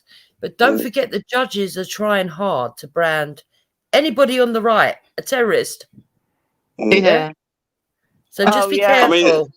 I'll be branded a terrorist next. Well, it's coming. 64-year-old Tommy supporter. How dare you? No, but the thing is, I think what it is here, there's a difference between saying, okay, I don't like people living in migrant hotels, than to somebody saying, no, that lady, or that lady saying, oh, I don't like mosques. Let's just say, for example, that you don't like mosques, but then a lady going, okay, bomb that mosque, innit? Burn it, kill the people that are in there. There's a big difference, isn't it? Yeah, I know, but so for some people don't realize is that, like, you have to understand that, when you're inciting violence, it could be just one person who's reading that, and you could just spark a little spark in them to do something stupid, in it. Yeah. And then next thing you know, like I said, I don't know if Easy did what's happened, but if he did, and I'm sorry, it's unacceptable. You could have got someone hurt. He did, yeah. He did do that. He did, but Raj, the information was already all out there. Yeah, but it doesn't matter. Excuse, Babs. It doesn't matter. So example is this: didn't see me or Wendy putting the whistle. I know. But what I'm trying to say was that the information was already out there. Yeah, but the thing is, so the problem is, I'll give you an example. People put my address out, right? Now, loads of people put it out. It doesn't matter whether loads of people or one person puts it out, because anybody could see it, innit? And it's the same with the migrant hotels. I know people say you can find out, but once you put it onto somewhere, I'm telling you, what you're doing, you're gonna get somebody hurt, yeah, indirectly, because of what you've done. And I'm sorry, he's gonna face prison. He'll probably face either a big fine or a prison time. I don't know. He will get into a lot of trouble for that, in my opinion. Right? I don't agree with all the kind of like, locking people up for like 18, 19 months for certain things that are said on the internet. But if you're posting kind of migrants and their stuff, no, I think you need to have the law of the land put down on you. Right, we've got like 5 minutes left, so I don't know if you I understand what you said, yeah, but know, so you're going to put somebody in prison, in a prison place that's put information that's already out there, but you're saying, oh, we've got to let prisoners out that have been in for multiple because crimes. It's all about the reach, like. Easy put it out, but if somebody, hang on, Babs, if somebody with a larger channel then sees it and then they put it out, the reach goes further, doesn't it? I know, I do understand all that, Wendy, but I don't understand that they're going to clear prison places with violent offenders and let them I free. don't get that. No. Somebody that said something or done something on the internet that really could be held, maybe put him on tag and give him so many hours. Yeah, I agree. Something, when I say a punishment, I'm not saying, because I don't know whether his post then caused whatever happened, right? I mean, they can maybe look into that. Now, if they can find a direct correlation between him putting that and then some of the people that went to that place and done it, then yeah, I think the sentence should be harder. Now, if he put it on there, then there needs to be some kind of deterrent for people in the future, right? And the way you do that is to, unfortunately, to make an example of some people, right? And you're going to have to do that. Otherwise, it's going to keep escalating out of control. But the problem with the government, I think they're doing, is some of this stuff about, I mean, in America, they're shocked.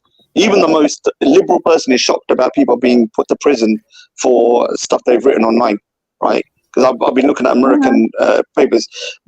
The only ones that I think people that should be put into prison or given a sentence are people that are actually inciting violence. So that woman said that mosque should be bombed and all the adults should be killed in it.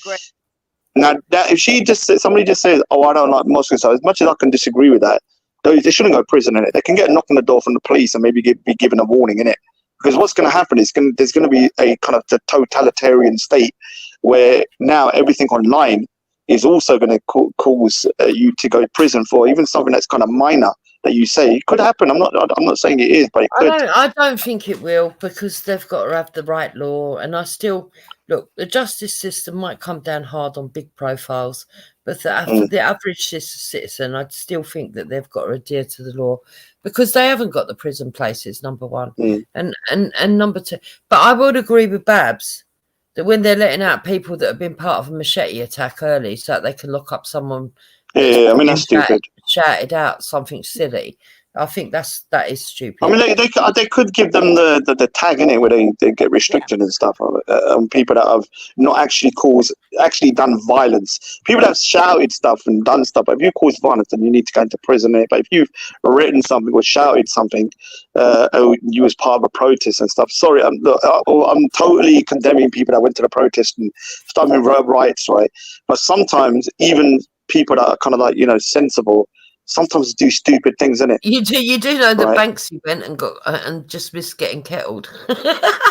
Did he? Yeah. God. He went out.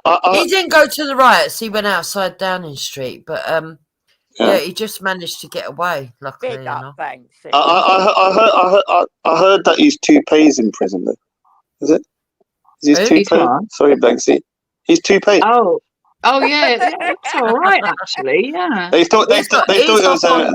He's off on. They thought it was a Rottweiler. They thought it was a Rottweiler. An XL bully. They thought it was an XL bully. Oh, can I ask you something? Because we're gonna be finishing. But one thing I do. What is your take on? Because you're basically like the female version of Andrew Tate. Then. Who, me? Yeah, Becky. No, because you're a white. No, but I'm saying you're white because he's mixed race and he's against immigration, and he's a Muslim convert.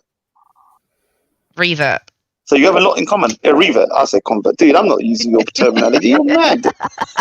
Revert means that somebody goes back. You're crazy. I'm a Sikh. I never reverted to nothing. Almost sucks completely in. No, I'm joking. Beck's gone. We're all born Muslim, Raj. We're all born Muslim.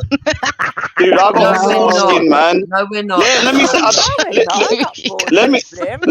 Let me tell you. If I was born Muslim, I'd have no foreskin in it. So please don't say that. It's still here. It's still. Don't tell me that. You have to cut it off in it to become Muslim. So I'm not. Yeah. So no, but that's something that might, because I'm going to try and come back in it because this is kind of a serious topic, and I have to talk at my sister's place that I can't normally, so like once a week. Then we can maybe do a second part. But I would like to try and come back in it. I wanted to ask you about. I don't mind chatting with you, Raj. And because Andrew Tate has been given a lot of hate in it, but I know he's been getting a lot of flack in it. Bless him. No, but he is stupid though, because when you've seen some of the stuff he said, like he's put this little brown man in a boat with a knife, and like obviously that's gonna piss people off, isn't it, right? But his take on like Mike, his take on like Mike. Did that? I saw Andrew that. did that. Yeah, he's such a dickhead. Yeah, it was Andrew Tate. So he's getting a lot of stick from like Muhammad Hijab, that idiot, and a couple of other people. But Muhammad Hijab. Mo Hijab can go suck something off. He's an embarrassment. So's Ali Dawah. You're both embarrassments. Do you know who the good? I went Stratford, right? You know Shamsi's crew. They get a lot of stick. I don't know why, because they say that the reason why they good is because I went to Stratford, right? They got their own little store. They're very polite, and some of the guys are like full in garb and everything, but they can talk to you in a reasonable manner without going, oh my God, like Ali, like Muhammad Hijab and that other one. Yeah. And so whether you like, they're the type of Muslims you need to kind of like, because and they condemn terrorism outright. Even with Shamsi, I'm a bit like with Shamsi, but Shamsi's all right. But Mo Hijab, embarrassing. Ali Dawah, embarrassing. Don't listen to these idiot Muslims. Honestly, they're stupid. Muhammad Hijab and Ali, and I'm not trying to be hyperbolic, like trying to say this. They're doing more damage to the cohesion of the UK 100. because these two are two of the biggest the Dawa people. And when you're doing religious debates, right? If a Sikh's doing religion and he's going around acting like a WWE retarded wrestler, and screaming and shouting and threatening and stuff, and then the other one still talks like freaking Mickey Mouse. I'll watch you get killed. I'll have my popcorn out, watch you get executed, right? And he's done that to people, right? And they're also cussing out people's mothers and families. This is not good for the Muslim community, because it's not good for the Muslim community. What you need is people like Shamsi. Shamsi is a sellout as well, because he supports the Saudi government no matter what they do. So I agree with them on that, right? That he is this is the reason why a lot of people don't like him, because they call him a mudcully or a Saudi stooge, innit?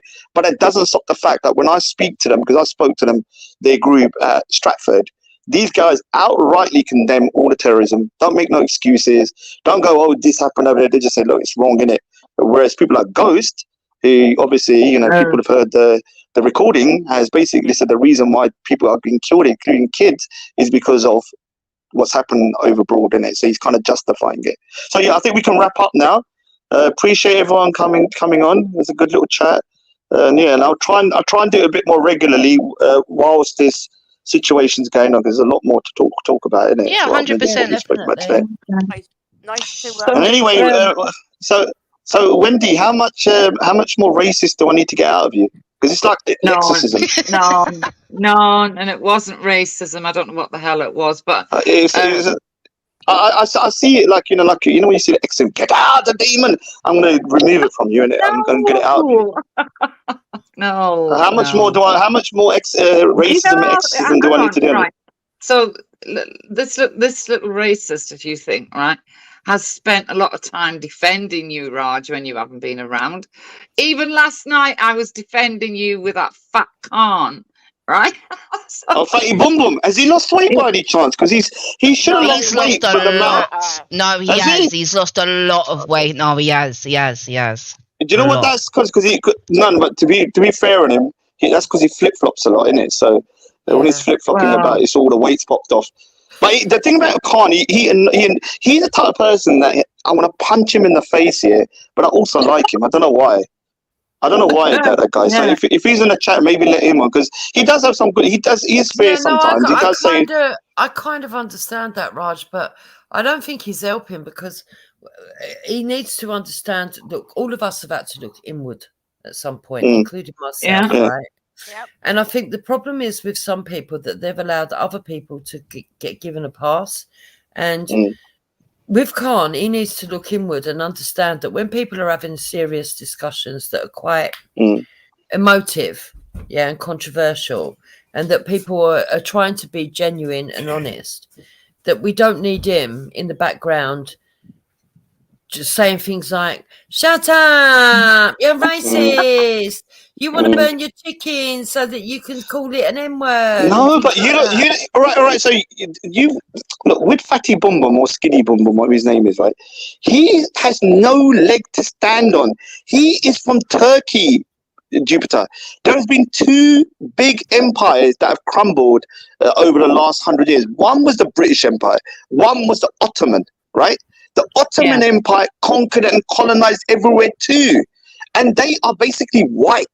This is why Nazi Germans sided with them during World War II, because they're basically white, but they're on the border.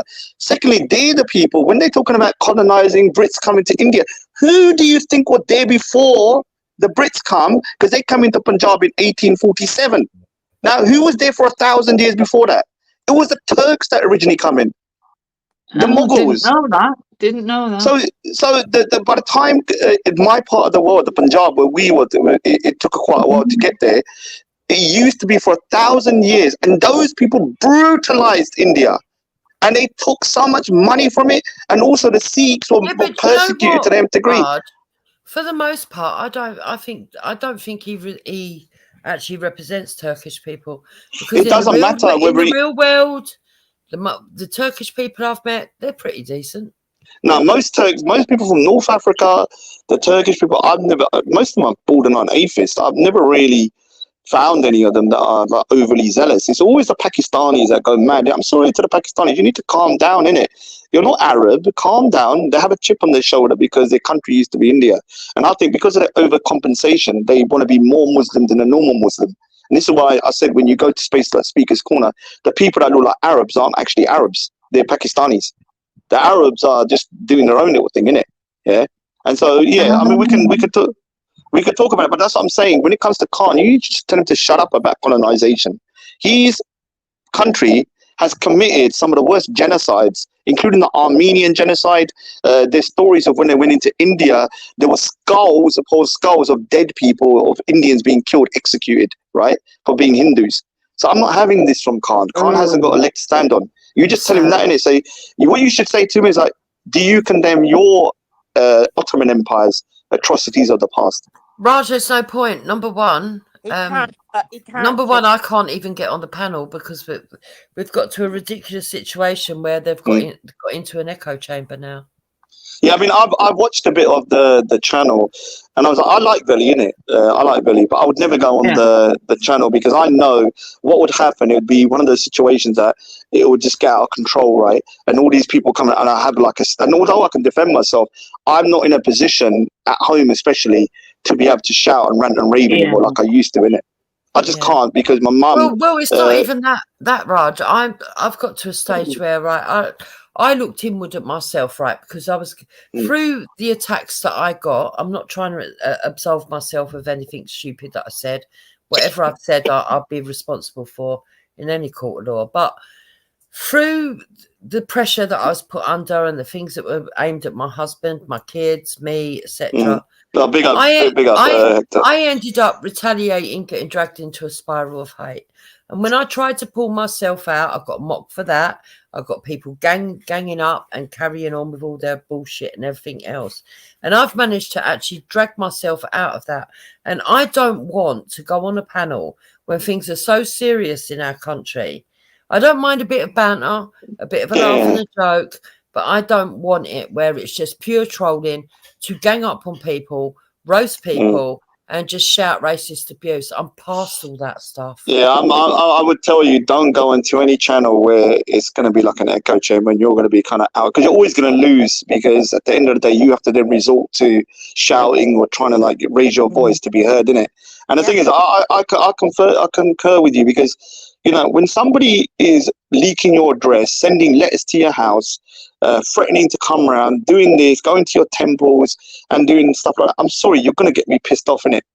Yeah, and this is why when I used to go Speaker's Corner, I'd look like I was in a freaking sort of like even that video they played of me confronting Adnan Rashid and stuff. I look back and like, wow, you're very aggressive, innit? But I had to be in it in order to survive in that arena, and also to kind of like push back on people. And then you look back as you've grown and you go, okay, maybe I shouldn't have done that. But if you didn't do that, things would have went worse, innit? Yeah, but we've also got imbeciles that just don't want to let people progress. They pull you back and start the arguments all over again. I'll see you later, Becca. See you later, Becca. She's gone down there. And for me, yeah, but don't forget about them. Forget about them, innit? Those people don't want you to I'm glad progress. that you're doing this. I'm glad that you and Manny are doing this, because I think we do need a neutral platform, even if you've got your own opinions, where anyone can come on and we can actually engage without people race baiting, without people being spiteful, and, you know, actually investigating comments that people say. And if they are... people, this panel could be like sent to the government, innit? We can say, look, people can talk and have civil conversation, even though we've said things to each other or said stuff, but until we start talking, we're not going to be able to move forwards, innit? When you start suppressing people's real inner thoughts, because if I'm thinking one thing in my head, but in order to not be kind of arrested or me not be, obviously when I'm talking about thinking, I'm talking about stuff that is violent, but if I'm thinking another thing, and then to the public, because I don't want to be seen as a race or bad person, I'm telling you, that thing will just be stuck in their heart and you can never change that person's mind, right? And so we need to get to a point where we can have these hard conversations about immigration and stuff like this without ultimately, you're racist, you're this, you're that, or you're Islamophobe or that, right?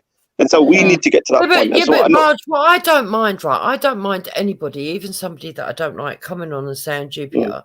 The problem I've got with you is that you once said this, and as a person of A, B, C, or D, it actually hurt my feelings, or I actually felt offended. I don't mind that, because that I can engage with and go, actually, I shouldn't have said that at that time. I know it's no excuse.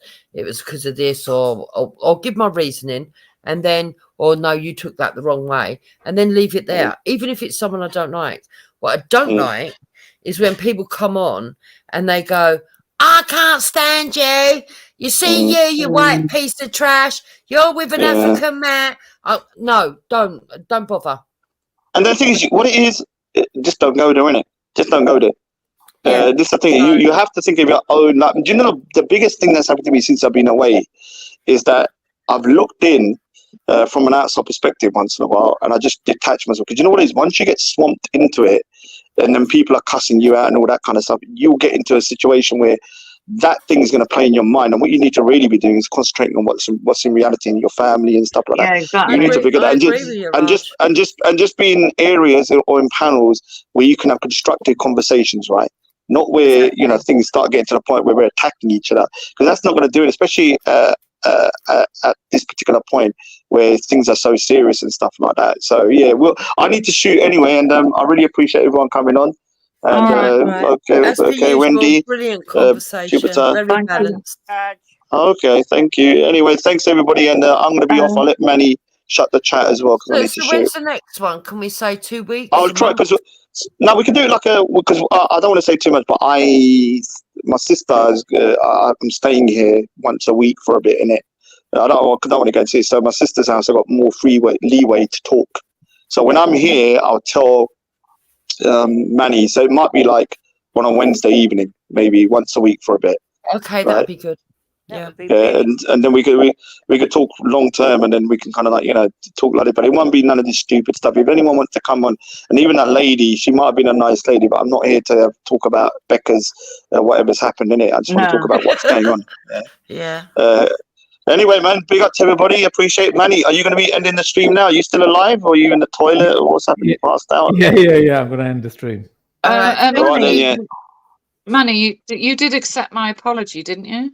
Or I not? did, yes. I said. Oh, I thank you, accepted love. them. I wasn't sure. No, Manny phoned me. He said, "Listen here, Raj. Jupiter's right. I don't want none of these freaking P words in the thingy. Raj, what are you talking about?" No, he didn't really say that. No, he didn't say that. No. What do you mean Anyway, man. Jupiter's right? Jupiter never said it. Oh, No, Wendy. Wendy. Sorry, People Wendy. are always- Sorry, Wendy. I was Hearing what? Now what rumour are you starting? Oh, no. Wendy. Let me say it's Wendy Woo that said it. So anyway, big up to everybody. I need to shoot and take care, man. Have a good day. Bye. All right. How do you leave the Thank you, Manny, for accepting my apology, love. Thank you. No worries, not a problem. Yeah, and I honestly Sorry, I think, was just Manny, going to say that we all make mistakes, and the fact that we can Yeah, certainly we do. can kind of come together and own up to them is the most important thing. agree. Thank you, love. And I think giving people the room to actually grow, because I know myself, I've had to learn things and, you know, and not keep pulling people backwards, because that's what people are doing.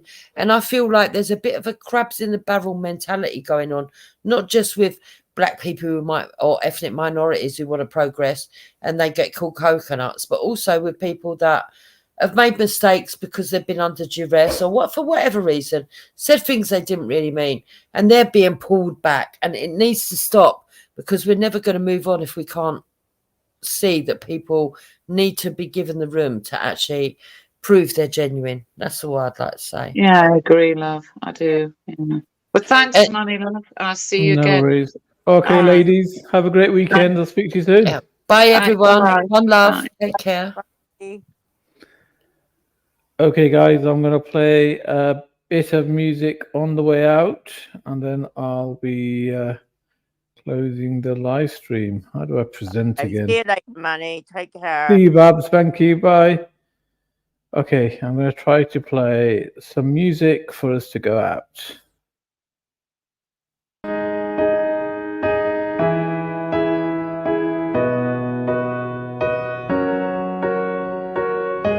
And what would I do without your smart mouth? Drawing me in and you kicking me out. Got my head spinning, no kidding, I can't pin you down. What's going on in that beautiful mind? I'm on your magical mystery ride, and I'm so dizzy, don't know what hit me, but I'll be alright. My head's underwater, but I'm breathing fine. You're crazy and I'm out of my mind, 'cause all of me loves all of you. Love your curves and all your edges, all your perfect imperfections. Give your all to me, I give my all to you. You're my end and my beginning. Even when I lose, I'm winning, 'cause I give you all of me, and you give me all of you. Oh.